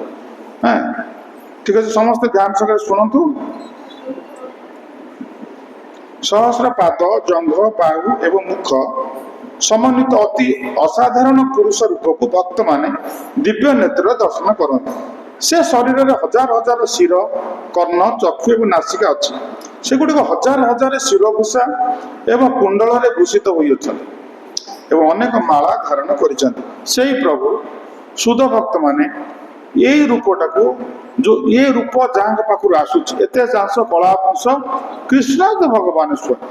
କିନ୍ତୁ ଏଇ ଯୋଉ ଶୁଦ୍ଧ ଭକ୍ତମାନେ ତାଙ୍କର ଶୁଦ୍ଧ ଭକ୍ତି ବଳରେ ଭଗବାନ ଆମ ପାଖରେ ସୁନ୍ଦର ରୂପ, ବିଗ୍ରହ ରୂପରେ ଆଣିକି ଆମ ପାଖରେ ପହଞ୍ଚେଇ ଦେଇଛନ୍ତି। ଯୋଉ ବିଗ୍ରହ ରୂପ ଏବେ 7 ଦିନ ଆମର, ତାଙ୍କୁ ଧରିକି ଆମେ 7 ଦିନ କ'ଣ କଲେ, ଯାତ୍ରା କଲେ। ଯୋଉ ଭକ୍ତମାନେ ଏ ଯାତ୍ରାରେ ଅଂଶଗ୍ରହଣ କଲେ ସେମାନେ ସବୁଠୁ ହଉଛନ୍ତି ଫର୍ଚୁନେଟ୍, ସବୁଠୁ ଭାଗ୍ୟବାନ। ସେଇମାନେ ଭଗବାନ ବିଗ୍ରହ ରୂପରେ ଲୀଳା କରିବା ସମୟରେ ସେ ଲୀଳାର ମଧ୍ୟ ସେମାନେ ଅଂଶଗ୍ରହଣ କଲେ। ବିମାନରେ ଠାକୁର ଗଲେ, ତାଙ୍କ ସହିତ ଫୁଲ ପକେଇ ଗଲେ, ତାଙ୍କ ଆଗରେ ନୃତ୍ୟ କୀର୍ତ୍ତନ କଲେ। ନୌବିହାର କରୁଥିଲେ ସେତେବେଳେ ମଧ୍ୟ ଫୁଲ ଟିକେ ପକେଇଲେ। ଏସବୁ କ'ଣ ନା ପ୍ରପର ଟ୍ରେନିଂ ଦରକାର। ଆମେ ଦେଖିଲୁ ଆମର ସାଧୁଜନ ପ୍ରଭୁଙ୍କର ଝିଅ, ସେ 7 ଦିନ ଯାକ ପ୍ରେଜେଣ୍ଟ ପକେଇଛି। ଠାକୁର ଏଠୁ ବାହାରିବା ପଳେଇ ସେ ଆସିକି ପହଞ୍ଚିଛି, ଆଉ ଶେଷ ମୁହୂର୍ତ୍ତ ପର୍ଯ୍ୟନ୍ତ ରହିଛି। ସବୁଦିନ ଟିକେ ଫୁଲ ନେଇ ଠାକୁରଙ୍କ ସେଠି ପକେଇଛି। ପ୍ରପର ଟ୍ରେନିଂ ଦରକାର। ସବୁ ମା ମାନେ ତାଙ୍କର ଛୁଆମାନଙ୍କୁ ଏଭଳି ଶିକ୍ଷା ଦେବା ଦରକାର, ଯେମିତି ସେ କ'ଣ କରିବେ ନା ଭଗବାନ, ଯେ ପିଲାମାନେ ଆମ ହାତର କଥା, କଞ୍ଚା ମାଟି, ଆମେ ତାଙ୍କୁ ଯେମିତି ଶିଖେଇବା ସେ ସେମ୍ ଶିଖିବେ। ଏବେ ତାଙ୍କୁ ସ୍ନେହ ଆଦର କରିକି ଆମେ ତାଙ୍କୁ ଯଦି ଆଧ୍ୟାତ୍ମିକ ମାର୍ଗରେ ଯଦି ପଥିକ ନ କରିବା, ତାହେଲେ ବଡ଼ ହେଇଯିବ, ଯେତେବେଳେ ଆମକୁ କିକ୍ ମାରିବ ସେତେବେଳେ ଆମେ ଭାବିବା ଯେ ମୁଁ ତାକୁ ସ୍ନେହବଶତଃ ତ ଆଧ୍ୟାତ୍ମିକ ଶିକ୍ଷା ଦେଲିନି, ଏବେ ସେ ମୋତେ କିକ୍ ମାରୁଛି। ଏବେ ଏ ପିଲାଟି, ଛୋଟ ପିଲାଟି, ଆଧ୍ୟାତ୍ମିକ ମାର୍ଗ ଆସୁଛି ବୋଲି ଏ ବାପା ମା କଥା ଚିନ୍ତା କରୁଛି। କିନ୍ତୁ ଆରି ବୟସର ପିଲାମାନେ ନିଶା ସେବନ କରିକି ରାସ୍ତା କଡ଼ରେ ପଡ଼ିଲେ, କି ଆକ୍ସିଡେଣ୍ଟରେ ମଲେ। ତେଣୁ ଏ ଆଧ୍ୟାତ୍ମିକରେ କେତେ ମାନେ ଗୁରୁତ୍ୱ ରହିଛି, ଏଥିରୁ ଆମେ ବୁଝିପାରିବା। ତ ପ୍ରତ୍ୟେକ ମାଆଙ୍କର କର୍ତ୍ତବ୍ୟ ହେଉଛି ତାଙ୍କର ଛୋଟ ଛୋଟ ଶିଶୁ ଯେତେବେଳେ ତାଙ୍କ ଅଧୀନରେ ଅଛନ୍ତି, ତାଙ୍କୁ ପ୍ରପର ଗାଇଡ୍ କରନ୍ତି, ଯେମିତି ସେ କି ଭଗବାନଙ୍କୁ ଛୋଟ ଦିନରୁ ସେମିତି ବୁଝିବେ, ଜାଣିବେ। ଆଉ ତାଙ୍କୁ ଯେତେବେଳେ ମନ୍ଦିର ଆଣିବେ, ତା ପାଖରେ ବୁଝେଇ ସୁଝେଇ ବସେଇବେ। ଘରକୁ ଗଲେ ତାକୁ ଘରୁ ବୁଝେଇ ଆଣୁଥିବେ, ଯିବୁ ଚୁପ୍ ହେଇକି ବସିବୁ। ତ ନ ଶିଖିଲେ କେମିତି ଶିଖିବ କେମିତି? ତ ସେଇଭଳି ଭାବରେ ଏସବୁ କାର୍ଯ୍ୟ ଗୁଡ଼ିକ ଆମେ କଲେ ତାଙ୍କର ମଙ୍ଗଳ ହବ, ଆମର ବି ମଙ୍ଗଳ ହବ। ତାପରେ ଏଇ ଯୋଉ ଶ୍ଲୋକରେ ଆମେ ପଢିବା, ଭଗବାନ ଏଇଭଳି ଭାବରେ ଶୁଦ୍ଧ ଭକ୍ତ ମାନେ ଭଗବାନଙ୍କର ସେ ଅରିଜିନାଲ ରୂପକୁ ସେ ବିଗ୍ରହ ରୂପରେ ଆଣି ଆମ ପାଖରେ ସ୍ଥାପନା କରିଛନ୍ତି। ତାଙ୍କର ସେବା କରିବାର ଭାର ଆମକୁ ଦେଇଛନ୍ତି ଏବଂ ତାଙ୍କର ଯୋଉ ବିଗ୍ରହ ରୂପରେ ଯୋଉ ସେବାରେ ସେମାନେ ନିୟୋଜିତ ଅଛନ୍ତି, ସେଇ ସେବା ଗୁଡ଼ିକରେ ସମୟରେ ଆମେ ସମସ୍ତେ ଉପସ୍ଥିତ ରହିବା ଦରକାର। ଯେ ଠାକୁର ଅଭିଷେକ ହଉଛନ୍ତି, ସମସ୍ତେ ତାଙ୍କ ପାଖରେ ଉପସ୍ଥିତ ରହିବା ଦରକାର। ତାଙ୍କର ଗୁଣ କୀର୍ତ୍ତନ କରିବା ଦରକାର, ହରିବୋଲ ହୁଳହୁଳି ଦେବା ଦରକାର। କାରଣ ଭଗବାନଙ୍କୁ ଏଟା ଆନନ୍ଦ ଲାଗେ। ଭଗବାନଙ୍କୁ ଆନନ୍ଦ ଦେଲେ ଆମର ଜୀବନଟା ସଫଳ ହେଇଯିବ। ତାପରେ ପୁଣି କହୁଛନ୍ତି, ଏତଦନାନା ଅବତାରଣ ନିଧନ ବୀଜମ ଅବୟମ ଯସ୍ୟ ଅଂଶେଷ ସୃଜ୍ୟନ୍ତେ ଦେବତୀର୍ଜ ନରାଦୟ। ତାପରେ କହିଲେ, ଏହି ରୂପ ବିଶ୍ୱରେ ପ୍ରକଟିତ ହୋଇଥିବା ଅସଂଖ୍ୟ ଅବତାରଙ୍କର ଉତ୍ସ ଏବଂ ଅବିନାଶୀ ବୀଜ ଅଟନ୍ତି।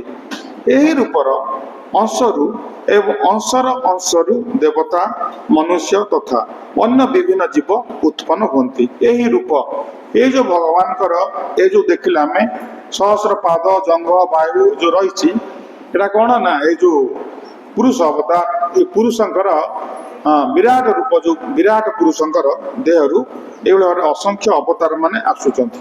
ଆମେ ଯୋଉ କହିଲେ ଯୋଉ କ୍ଷୀରୋଦକ ସାହି ବିଷ୍ଣୁ ଯୋଉ ଆସୁଛନ୍ତି ଏଇ ବିରାଟ ପୁରୁଷଙ୍କ ପାଖରୁ ଅସଂଖ୍ୟ ଅବତାର ଆସୁଛନ୍ତି। ସେ ମାନେ ତାଙ୍କ ପାଖରୁ ଆସୁଛନ୍ତି।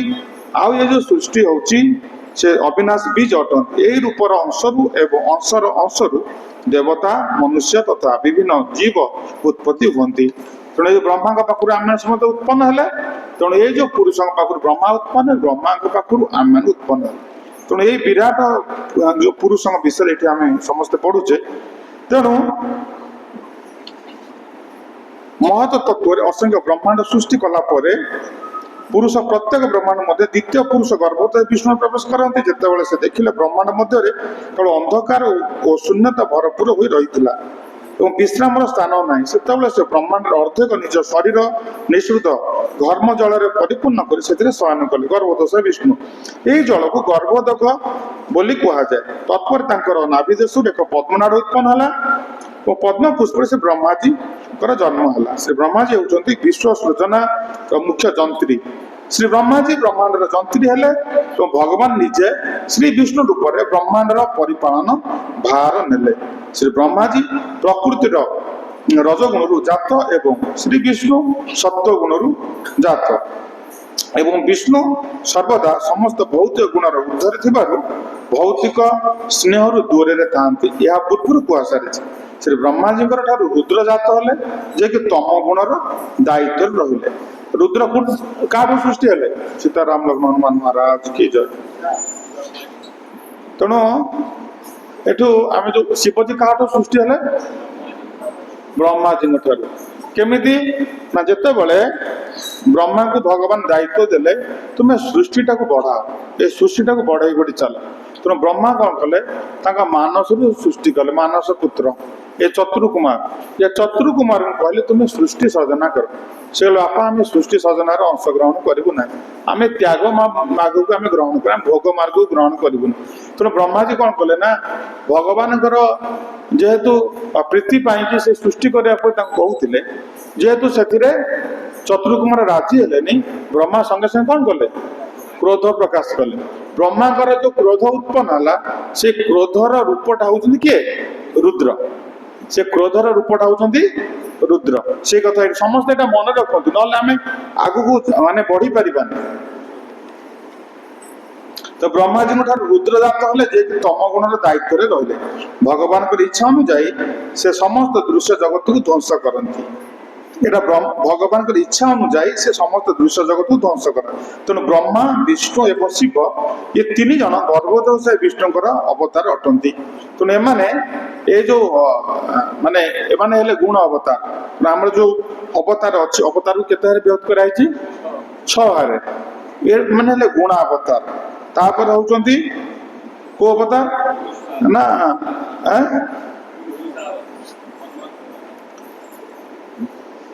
ଲୀଳାବତାର ଅଛନ୍ତି। ଲୀଳାବତାରରେ ଭଗବାନଙ୍କର ଯୋଉ ମତ୍ସ୍ୟ କୁର୍ମ ଆଦି ଯୋଉ ସେଟା ଲୀଳାବତାର। ଗୁଣାବତାର ହେଲେ କିଏ? ବ୍ରହ୍ମା ବିଷ୍ଣୁ ମହେଶ୍ୱର। ତାପରେ ମନ୍ୱନ୍ତର ଅବତାର ଅଛି ନା ନାଇଁ? ତାପରେ ପୁରୁଷ ଅବତାର, ଯୋଉ 3ଟା ପୁରୁଷଙ୍କ ବିଷୟରେ ଆମେ ପଢିଲେ ପୁରୁଷ ଅବତାର। ତାପରେ ଯୁଗାବତାର, ସତ୍ୟ ଦ୍ୱାପର କଳି, ଏ 4 ଯୁଗରେ ଭଗବାନଙ୍କର ଯୁଗାବତାରରେ ଭଗବାନ ଆସନ୍ତି। ତାପରେ ସତ୍ୟାବେଶ ଅବତାର, ଭଗବାନଙ୍କର ଶକ୍ତିକୁ ଆବେଶ କରିକି ବିଭିନ୍ନ ଅବତାର ବି ଆସନ୍ତି। ତେଣୁ ଏଇଭଳି ଭାବରେ ଭଗବାନଙ୍କର ବିଭିନ୍ନ ପ୍ରକାରର ଯୋଉ ଅବତାର ମାନେ ଅଛି। ତେଣୁ ସେ ଯୋଉ ଆମେ ତାପରେ ଆମେ ପଢିବା, ଆମେ ପ୍ରତ୍ୟେକ ଅବତାରଙ୍କର ବ୍ୟତୀତ ଅସଂଖ୍ୟ ଆବେଶ ଅବତାର ଅଛନ୍ତି। ସେମାନଙ୍କ କଥା ମଧ୍ୟ ପ୍ରାମାଣିକ ଶାସ୍ତ୍ରରେ ବର୍ଣ୍ଣନା କରାଯାଇଛି। ତ ଯେତେବେଳେ ସେମାନେ ପ୍ରତ୍ୟେକ ଭାବେ ଶକ୍ତି ପ୍ରାପ୍ତ ହୁଅନ୍ତି, ସେତେବେଳେ ସେମାନଙ୍କୁ ଅବତାର କୁହାଯାଏ। କିନ୍ତୁ ଯେତେବେଳେ ସେମାନେ ପରୋକ୍ଷ ଭାବରେ ଶକ୍ତି ପ୍ରାପ୍ତ ହୁଅନ୍ତି, ସେତେବେଳେ ସେମାନଙ୍କୁ ବିଭୂତି ବୋଲି ଯୋଉ କୁହାଯାଏ। ମାନେ ସେ କଥା କୁହାଯାଏ ପ୍ରତ୍ୟେକ ଶକ୍ତି ପ୍ରାପ୍ତ ଅବତାର ମାନଙ୍କର ମଧ୍ୟରେ କୁମାରଗଣ, ନାରଦ, ପୃଥୁ ଆଉ ଅନନ୍ତ ଏମାନେ ସବୁ ଅଟନ୍ତି। ଯୋଉ ମାନେ ଅବତାର ବିଷୟରେ ଏଠି ବର୍ଣ୍ଣନା କରାଯାଇଛି। ନା ଆମେ ଆଜି ଆରମ୍ଭ କରିବା ପ୍ରଥମ ଯୋଉ ଆମର ଅବତାର ଯୋଉ ରହିଛି ସେ ବିଷୟରେ ଆମକୁ ସୃଷ୍ଟିର ପ୍ରଥମ କଥା 6 ନମ୍ବର ଶ୍ଲୋକରେ ବର୍ଣ୍ଣନା କରାଯାଉଛି। ତେଣୁ ସମସ୍ତଙ୍କର ଯୋଉ ଭାଗବତ ଥିବ ଘରେ ଯେ ସମସ୍ତେ ପଢିବେ 6 ନମ୍ବର ଶ୍ଲୋକରେ ବର୍ଣ୍ଣନା କରାହେଲା। ସ ଏବ ପ୍ରଥମଂ ଦେବ କମରଂ ସ୍ୱର୍ଗମ୍ ଆଶ୍ରିତ ଚଚାର ଦୁଃସର ବ୍ରହ୍ମା ବ୍ରହ୍ମଚର୍ଯ୍ୟମ୍ ଅଖଣ୍ଡିତମ୍। ସୃଷ୍ଟିର ପ୍ରାରମ୍ଭରେ ସର୍ବପ୍ରଥମେ ବ୍ରହ୍ମାଙ୍କର 4 କୁମାର ଯେଉଁମାନେ ହେଲେ ଅବିବାହିତ ପୁତ୍ର ଥିଲେ, ଏମାନେ ବ୍ରହ୍ମଚର୍ଯ୍ୟ ବ୍ରତ ଧାରଣ କରି ଅଦ୍ୱୈତ ବ୍ରହ୍ମଙ୍କର ପ୍ରାପ୍ତି ନିମିତ୍ତ କଠୋର ତପ ଆଚରଣ କଲେ। ଦେଖନ୍ତୁ, ଜୀବ ସୃଷ୍ଟି ହେବା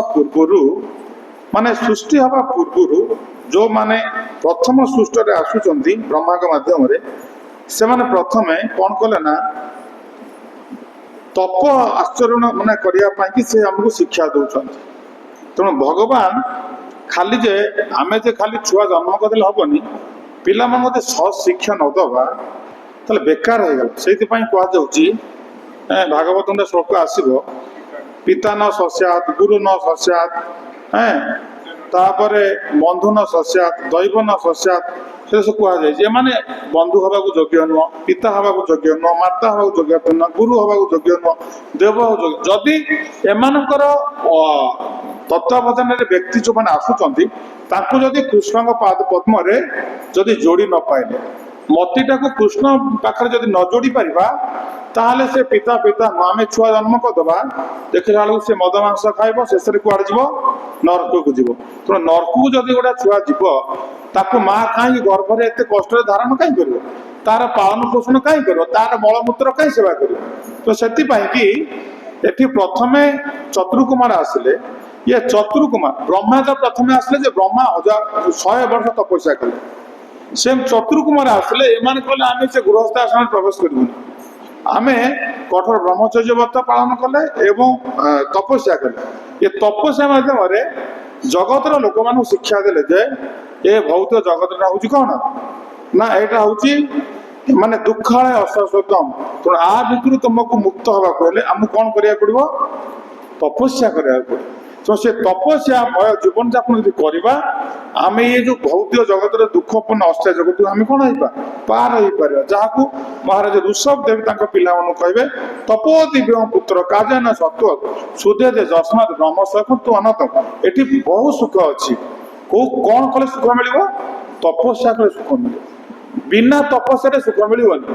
ଆମେ ଯଦି ଦେଖିବା,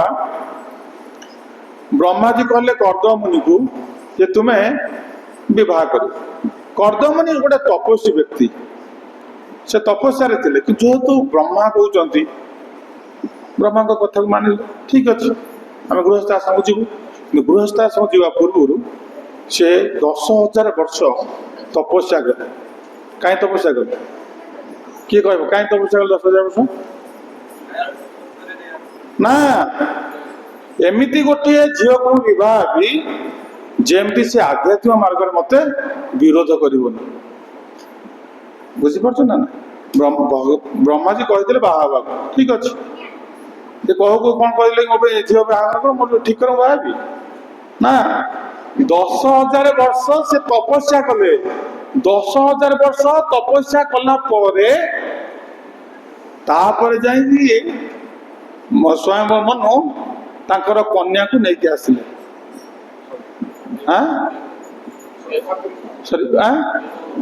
ହଁ, ଦେବହୂତିକୁ ନେଇକି ଆସିଲେ ସ୍ୱୟଂ ମନୁ। ଶତରୂପା ତାଙ୍କର କନ୍ୟା ଦେବହୂତିକୁ ନେଇକି ଆସିଲେ। 10,000 ବର୍ଷ ତପସ୍ୟା କଲା ପରେ ଦେଖନ୍ତୁ, ଆମେ ଗୋଟିଏ ତପସ୍ୟା କରିପାରୁନି। ଏକାଦଶୀ ଦିନ ଆମେ ଫୁଲ ଫାଷ୍ଟିଂ ରହିପାରୁନି ଆତ୍ମାର ଉନ୍ନତି ପାଇଁ। ସେ କିନ୍ତୁ ଗୋଟେ ଝିଅକୁ ବିବାହ ହେବା ପାଇଁ 10,000 ବର୍ଷ ତପସ୍ୟା କଲେ। ଆମେ ଏ ଫେସବୁକ୍ ରେ ଦେଖିଦେଲେ, କାହାକୁ ଗୋଟେ ଦେଖିଦେଲେ, ଏଇଟା ଦେଖିଦେଲେ, ସେଟା ଦେଖି ତା ବାହା ହେଇ ପଡିବା, ପର ମୁହୂର୍ତ୍ତରେ ସିଏ ଆମକୁ ଏମିତି ମାନେ ହଇରାଣ କରୁଛି, ନା ମନ୍ଦିର ଯିବାକୁ ଦଉଛି, ନା ଆମେ ପାର୍କ ବୁଲିବାକୁ ତାକୁ ନବା। ଆମେ ଜଣେ ଭକ୍ତଙ୍କୁ ପଚାରିଲେ, କାହିଁକି ଆଜି ଆସିଲୁନି? ନା ନୂଆ ବାହା ହେଇଛି ତ ମନ୍ଦିରକୁ ନେଲେ ସେ ବିରକ୍ତ ହବ କାଳେ। ବାପେ ମନ୍ଦିରକୁ ହେଲେ ବିରକ୍ତ କଣ ହବ, ତୁ ମନ୍ଦିରକୁ ନେଇକି ଆସେ ନା ତାପରେ ଟିକେ ଟିକେ ପାର୍କ ବୁଲଉଛି, ଟିକେ ଟିକେ ଆଡ଼କୁ ଆଣେ, ଟିକେ ଆଣିବ ତୁ ବି ଫସିଯିବୁ, ତୁ ଆଉ ସାଡ଼ୁ ଆସିବୁନି। ସେଥିପାଇଁ କି ତାକୁ ନେଇକି ଆସିଲେ ସିନା ଭଲ ଲାଗିବ, ମନ୍ଦିରକୁ ଭଗବାନ ଦର୍ଶନ କରିବ, ଭକ୍ତଙ୍କୁ ଦେଖିବ, ତାହେଲେ ଭଲ ଲାଗିବ। ଦେଖନ୍ତୁ ଏଇଥିପାଇଁ କେତେ କଷ୍ଟମୟ ଜୀବନ ସେମାନେ ବୁଝିପାରୁନାହାନ୍ତି। କାରଣ ଆମକୁ ଯୋଉ ପିଲାମାନେ ଏବେ ବିବାହ ହେବାକୁ ଚାହୁଁଛନ୍ତି ତାଙ୍କୁ ଘୋର ତପସ୍ୟା, ସବୁଦିନ 64 ମାଳ ଜପ କର। 64 ମାଳ ଜପ କଲେ କୃଷ୍ଣଙ୍କ କୃପାରୁ ଏମିତି ଗୋଟେ ଝିଅ ତୁମକୁ ମିଳିବ ଯିଏକି ତୁମକୁ ସମର୍ଥନ କରିବ, କେବେ ବିରୋଧ କରିବନି ଭକ୍ତି କରିବାରେ। ନା ଏ ମନ୍ଦିର ଯାଅ, ମୁଁ ପଛକେ ଆଜି ଘର କାମରେ ରହୁଛି, ତୁମେ ଯାଅ କ୍ଲାସ ଶୁଣିକି ଆସିବ, ସେ ତୁମକୁ ବସେଇବ। ମୁଁ ଦେଖିଲି ଗୋଟେ ପିଲା ଅନଲାଇନରେ, ସମସ୍ତେ ସେ ପ୍ରଭୁକୁ ଦେଖିଥିବେ, ଆମର ଅମରେନ୍ଦ୍ର ପ୍ରଭୁ। ଅମରେନ୍ଦ୍ର ପ୍ରଭୁ ପ୍ରାୟ ସମୟ ଜାଣିଥିବେ, ଯେଉଁମାନେ ଲେକ୍ଚର ଶୁଣୁଛନ୍ତି। ଅମରେନ୍ଦ୍ର ପ୍ରଭୁ ଆମର ଗୁରୁ ଭାଇ ଶ୍ୟାମଚନ୍ଦ୍ର ପ୍ରଭୁଙ୍କର ପୁଅ। ସେ ଯେତେବେଳେ ବାହା ହେବାକୁ ତାର ମାନେ ତାକୁ ଘର ଲୋକ କହିଲେ ତୁମେ ବିବାହ ହବ। ମୁଁ ଯାଇଥିଲି ସେ ସମୟରେ ଗୁରୁମାଙ୍କ ତିରୋଭାବ ତିଥି ହେଉଥିଲା। ସେ ଆସିକି ବ୍ରଜରେ ଯେତେ ସବୁ ସାଧୁ ସନ୍ତମାନେ ଅଛନ୍ତି ସେ ସମସ୍ତଙ୍କୁ ପ୍ରାୟ ଜାଣିଛି। କାରଣ ଛୋଟ ପିଲାଟି ହେଲେ କ'ଣ ହେଲା, କିନ୍ତୁ ଜ୍ଞାନରେ ସମସ୍ତଙ୍କଠାରୁ ବଡ଼। ସେ ସବୁ ସନ୍ଥମାନଙ୍କ ପାଖକୁ ଯାଇକି କାନ୍ଦୁଥାଏ। ମୁଁ ଜଷ୍ଟ ରାଧାକୁଣ୍ଡରେ ମୁଁ ଠିଆ ହେଇଛି, ତା ମା ବି ମୋତେ ଚିହ୍ନିଛି। ମୁଁ ଏମିତି କଥାବାର୍ତ୍ତା ହେଉଥିଲି, ସେଇଠି ଜଣେ ପ୍ରଭୁପାଦଙ୍କ ଡିସାଇପୁଲ ଆସିଲେ। ସେ ରାଧାକୁଣ୍ଡରେ କୋଉଠି ରହୁଛି, ପ୍ରଭୁପାଦ ଡିସାଇପୁଲ। ଏ ସାଙ୍ଗେ ସାଙ୍ଗେ ତାଙ୍କ ଗୋଡ଼କୁ ଧରି କାନ୍ଦିଲା। ଛୋଟ ପିଲା ଯେମିତି କାନ୍ଦୁଛନ୍ତି କାନ୍ଦିଲା, ବହୁତ ଜୋରରେ କାନ୍ଦିଲା। ମୁଁ ହଠାତ୍ ଜାଣିପାରିଲି, ମୁଁ କାହିଁ କାନ୍ଦୁଛି। ପରେ ମୋତେ ତା ମାଆଙ୍କୁ ପଚାରିଲି, ମୁଁ କାହିଁ କାନ୍ଦୁଛି, ସେ କ'ଣ ତାର ସମସ୍ୟା କ'ଣ ଅଛି? ନା ଆମେ କହିଲୁ ତ ସେ ବିବାହ ହବ, ତେଣୁ ସେ ସାଧୁଙ୍କର କୃପା ନେଉଛି। ସେ ସାଧୁଙ୍କ ପାଖେ କାନ୍ଦି କାନ୍ଦିକି ତା ଦୁଃଖଟା ଜଣାଉଛି ଯେ ମୋ ବାପା ମା କହିଲେ ବିବାହ ହେବାକୁ, ମୁଁ ବିବାହ ହେବି, କିନ୍ତୁ ସେ ଝିଅ ଆସିଲେ ମୋତେ ଯେମିତି କ'ଣ କରିବ, ଭକ୍ତି ମାର୍ଗରେ ସହଯୋଗ କରିବ, ବିରୁଦ୍ଧ ଆଚରଣ ଏମିତି ନ କରିବ। ସେଥିପାଇଁ ସାଧୁଙ୍କର କୃପା ନେଉଛି।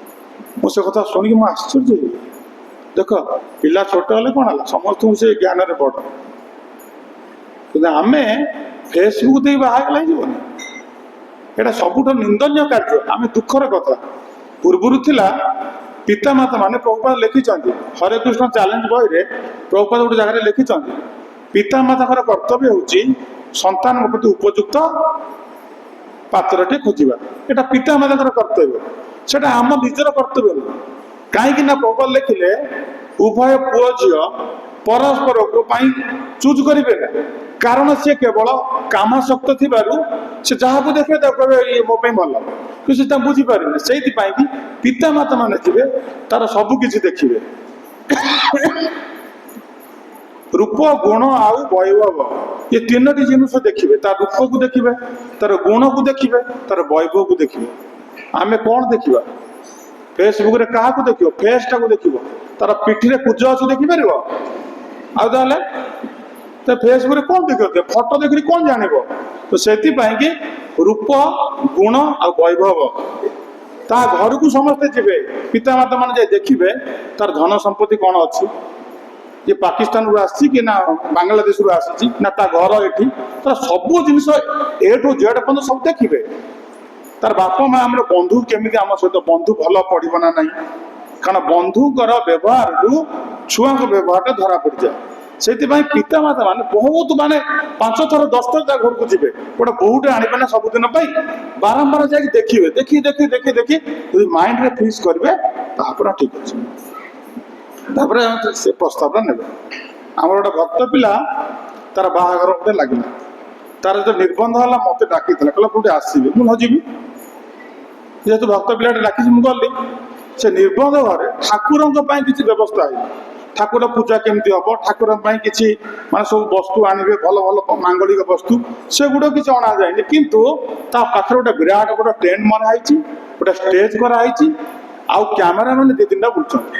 ହଠାତ୍ ଯେ ପହଞ୍ଚି ମୁଁ ଜାଣିପାରିଲି। ମୁଁ କହିଲି ଫିଲ୍ମ ସୁଟିଂ ହବ ନା କ'ଣ? ମୁଁ ତ ପଚାରିଲି କ'ଣ ଫିଲ୍ମ ସୁଟିଂ ହବ? ନା ନା ଫିଲ୍ମ ସୁଟିଂ ହବ। ମୁଁ କ'ଣ ହବ ନା, ପୁଅ ଝିଅ ସିଏ ନାଚିବେ, ତାଙ୍କ ଫଟୋ ଉଠିବ। ପୁରା ନାଚିବେ କ'ଣ ଫଟୋ ଉଠିବ? ଆଜି ବା ନିର୍ବନ୍ଧ ଘର, ନିର୍ବନ୍ଧ ମାନେ ଭଗବାନଙ୍କ ପାଖକୁ ଆସନ୍ତି, ପୁଅ ଝିଅ ଉଭୟ ପକ୍ଷେ ଭଗବାନ ପ୍ରାର୍ଥନା କରିବେ।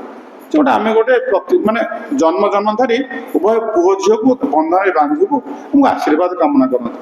से आशीर्वाद कामना कौन करे किसी ना मु जाई विरक्त ठाकुर पूजा कौन हम देख कौन कर कई सीधे आसीना मुझे गली आ गोटे पिला मो सहित थिला बोले ठाकुर घर टी सफा सुतरा कर जगन्नाथ से झड़ा परिष्कार परिच्छन्न आम कलु कर दी जन लोक मु डाकिली से झील घर भी आसी नथिले कुआर जाइछंती ना से जाइछि कोडी ब्यूटी पार्लर जाइछि से ब्यूटी पार्लर जाइछि से कहले ठीक अच्छे तो ता बापा माँ को डाकिली बसैली बोले हाँ ये पूजापूजी कर से पूजापूजी कलु पूजापूजी कर सारापर मो मनटा से मानिलानी विरक्त हली ता बापा पुअर बापा कांदिला मो पाखे कहला प्रभु मोर गोटे पुओ आपको आम डाकिलु आशीर्वाद दो आप आमको अभिशाप देले मोर अब अभिशाप कौन दौर तुम ठाकुर पाठटा देव आमको ताले कहीं डाकिल आम आस मैंने आध्यात्मिक भगवान पर प्रार्थना करवा तो प्रार्थना किसी ना फटो उठे ये सब धंदा चल भांडा भी चल रोसई बास की थुआ सरला कि ठाकुर पाठटा किसी मुझे ठीक अच्छे भल लगे पलि आसली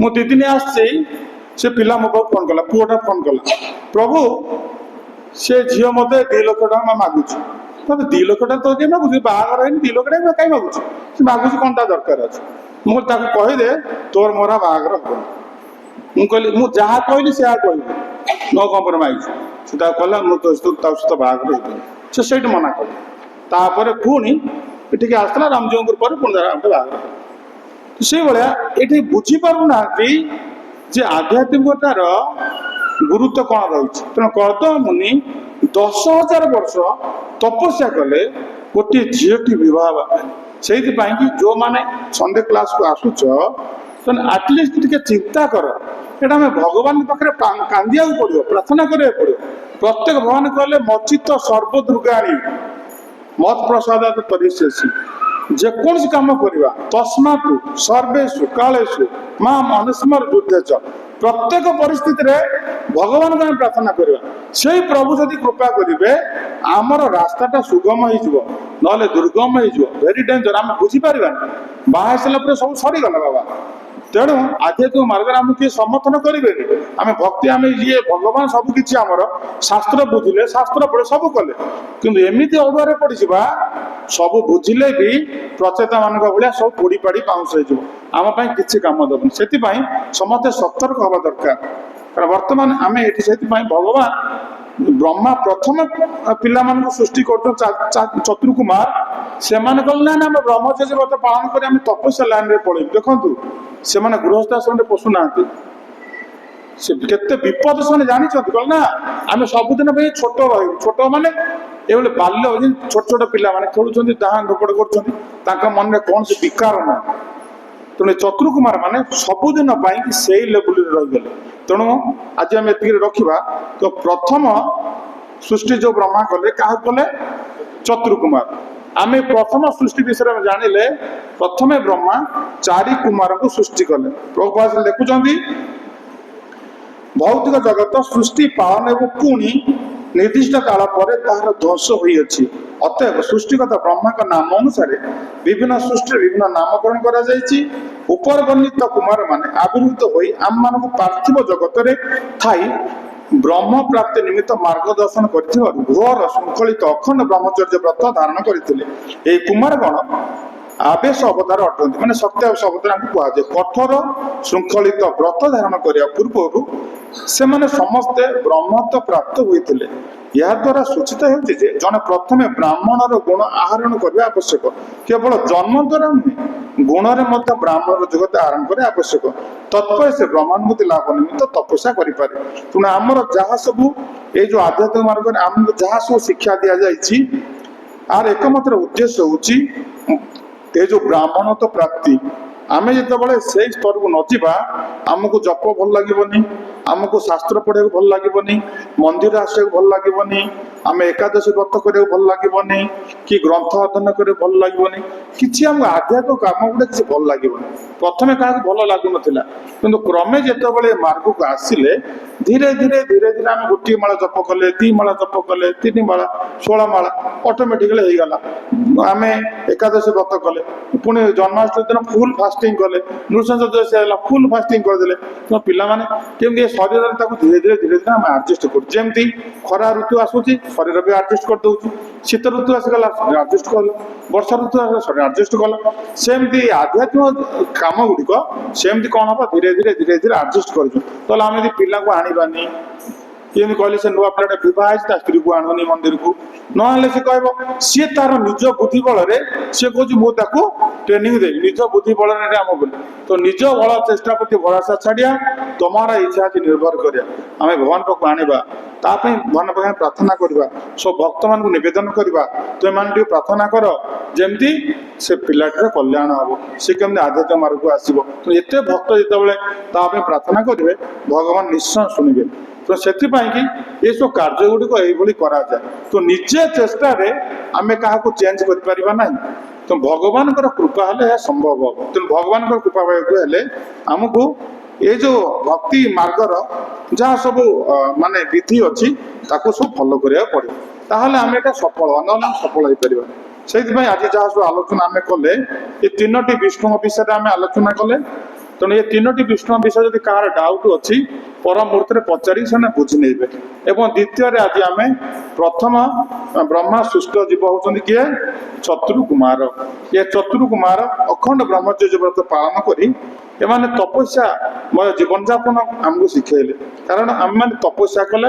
निजर स्थिति को शुद्धिकरण कर तपस्या कले आम भगवान को सहजरे प्राप्त हो पार बिना तपस्या आम भगवान को पाई नहीं कि निजर स्थिति को शुद्धिकरण कर जन कह मुझ जप करी ना क्लास शुणी ना मुझ नॉन भेज छाड़ी नहीं आ जदि न छाड़े से शुद्ध केमती हम कारण शुद्ध हबार गोटा प्रोसेस तेणुक आमको यही प्रोसेस भल जदि करवा निश्चित भाव में आम स्थितिर शुद्धिकरण हम एवं शेष आम निश्चित भगवान को प्राप्त हो पार तेणु यह आज आम आलोचना तेणु ये तीनोटी विष्णु विषय बारंबार कहूँ जदि कहार सन्देह अच्छी ये पचारिक बुझी नहीं कारण ये तीनोटी विष्णु कथा आम बुझीज निश्चित भाव में मुक्ति मार्ग पथिक हवा आ दृढ़ भाव में भगवान भजन आम मन को लगेगा भगवान आम सब किसी को रिजेक्ट करदे जमती आम पढ़ीचे कि आमर गोपबंधु दास सी एत लोक मान सेवार तत्परता थिला जे तांकर निजर पुत्र जे कि असुस्थ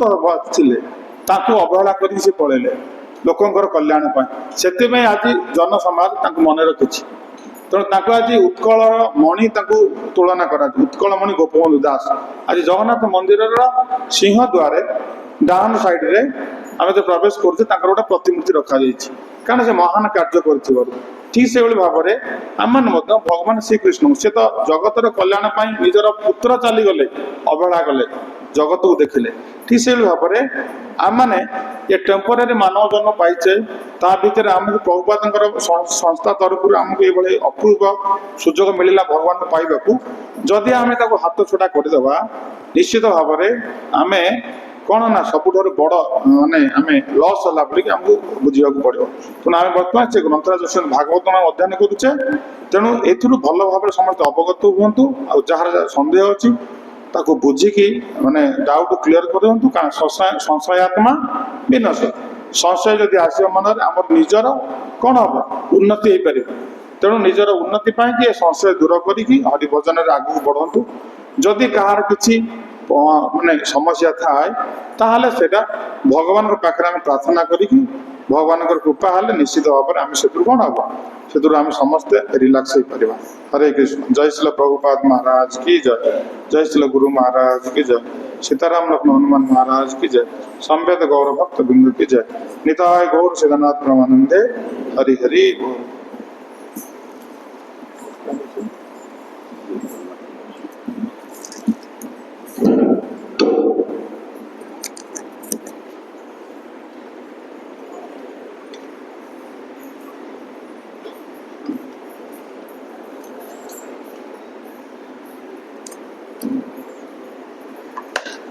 हरे कृष्णा कृष्णा कृष्णा हरे हरे हरे राम राम राम हरे हरे। आज संडे फीस्ट रे जोग देथिबा माताजी प्रभुजी वृंद को इस्कन बुल्ला तरफ धन्यवाद ज्ञापन कराउछि। आज सीताराम लक्ष्मण हनुमान का निमंते भोग वैष्णव भोजन एवं संडे फीस्ट स्पॉन्सरशिप व्यवस्था ଆମ ଡିମ୍ପଲ ସୁନା ମାତାଜୀ ତାଙ୍କର ଆଈ ମା ସତ୍ୟବାଦୀ ସୁନାଙ୍କ ଶ୍ରାଦ୍ଧ ନିମନ୍ତେ ବ୍ୟବସ୍ଥା କରିଛନ୍ତି। ସତ୍ୟବାଦୀ ମାତାଜୀଙ୍କର ସଦ୍ଗତି କାମନା ସହ ମାତାଜୀଙ୍କ ପରିବାରର ସମସ୍ତ ସଦସ୍ୟଙ୍କ ଜୀବନ ସୁଖମୟ, ଆନନ୍ଦମୟ ଏବଂ ଆଧ୍ୟାତ୍ମିକ ଉନ୍ନତି ପାଇଁ ଆମେ ସମସ୍ତେ ପ୍ରଭୁ ସୀତାରାମ ଲକ୍ଷ୍ମଣ ହନୁମାନଙ୍କ ନିକଟରେ ପ୍ରାର୍ଥନା କରିବା ଏବଂ 3 ଥର ହରେ କୃଷ୍ଣ ମହାମନ୍ତ୍ର ଉଚ୍ଚାରଣ କରିବା। ହରେ କୃଷ୍ଣ କୃଷ୍ଣ କୃଷ୍ଣ ହରେ ହରେ, ହରେ ରାମ ରାମ ରାମ ହରେ ହରେ, ହରେ କୃଷ୍ଣ କୃଷ୍ଣ କୃଷ୍ଣ ହରେ ହରେ, ହରେ ରାମ ରାମ ରାମ ହରେ ହରେ, ହରେ କୃଷ୍ణ କୃଷ୍ణ କୃଷ୍ণ ହରେ ହରେ, ହରେ ରାମ ରାମ ରାମ ହରେ ହରେ। ଆମେ ଡିମ୍ପଲ ମାତାଜୀ ଅନୁରୋଧ କରୁଛୁ ଶ୍ରୀମନ୍ଦିର ତରଫରୁ କିଛି ଗିଫ୍ଟ ଅଛି ଆସିକି ନେବେ। ଆପଣମାନେ ମଧ୍ୟ ଚାହିଁଲେ ଆପଣମାନେ ମଧ୍ୟ ଚାହିଁଲେ ଶ୍ରାଦ୍ଧ ବାର୍ଷିକୀ, ବିବାହ ବାର୍ଷିକୀ, ଜନ୍ମ ଦିବସ, ଅନ୍ନପ୍ରାଶନ ମଧ୍ୟ ଭକ୍ତମୟରେ କରିପାରିବେ ଏବଂ এই ସଣ୍ଡେ ଫିଷ୍ଟ ସ୍ପନ୍ସରସିପ୍ ବ୍ୟବସ୍ଥା କରିପାରିବେ ଏବଂ ପ୍ରଭୁ ସୀତାରାମ ଲକ୍ଷ୍ମଣ ହନୁମାନଙ୍କର କୃପା ପ୍ରାପ୍ତ ହୋଇପାରିବେ। ହରେ କୃଷ୍ଣ। ଆମର ଯେଉଁମାନେ ଭକ୍ତମାନେ ଅଛନ୍ତି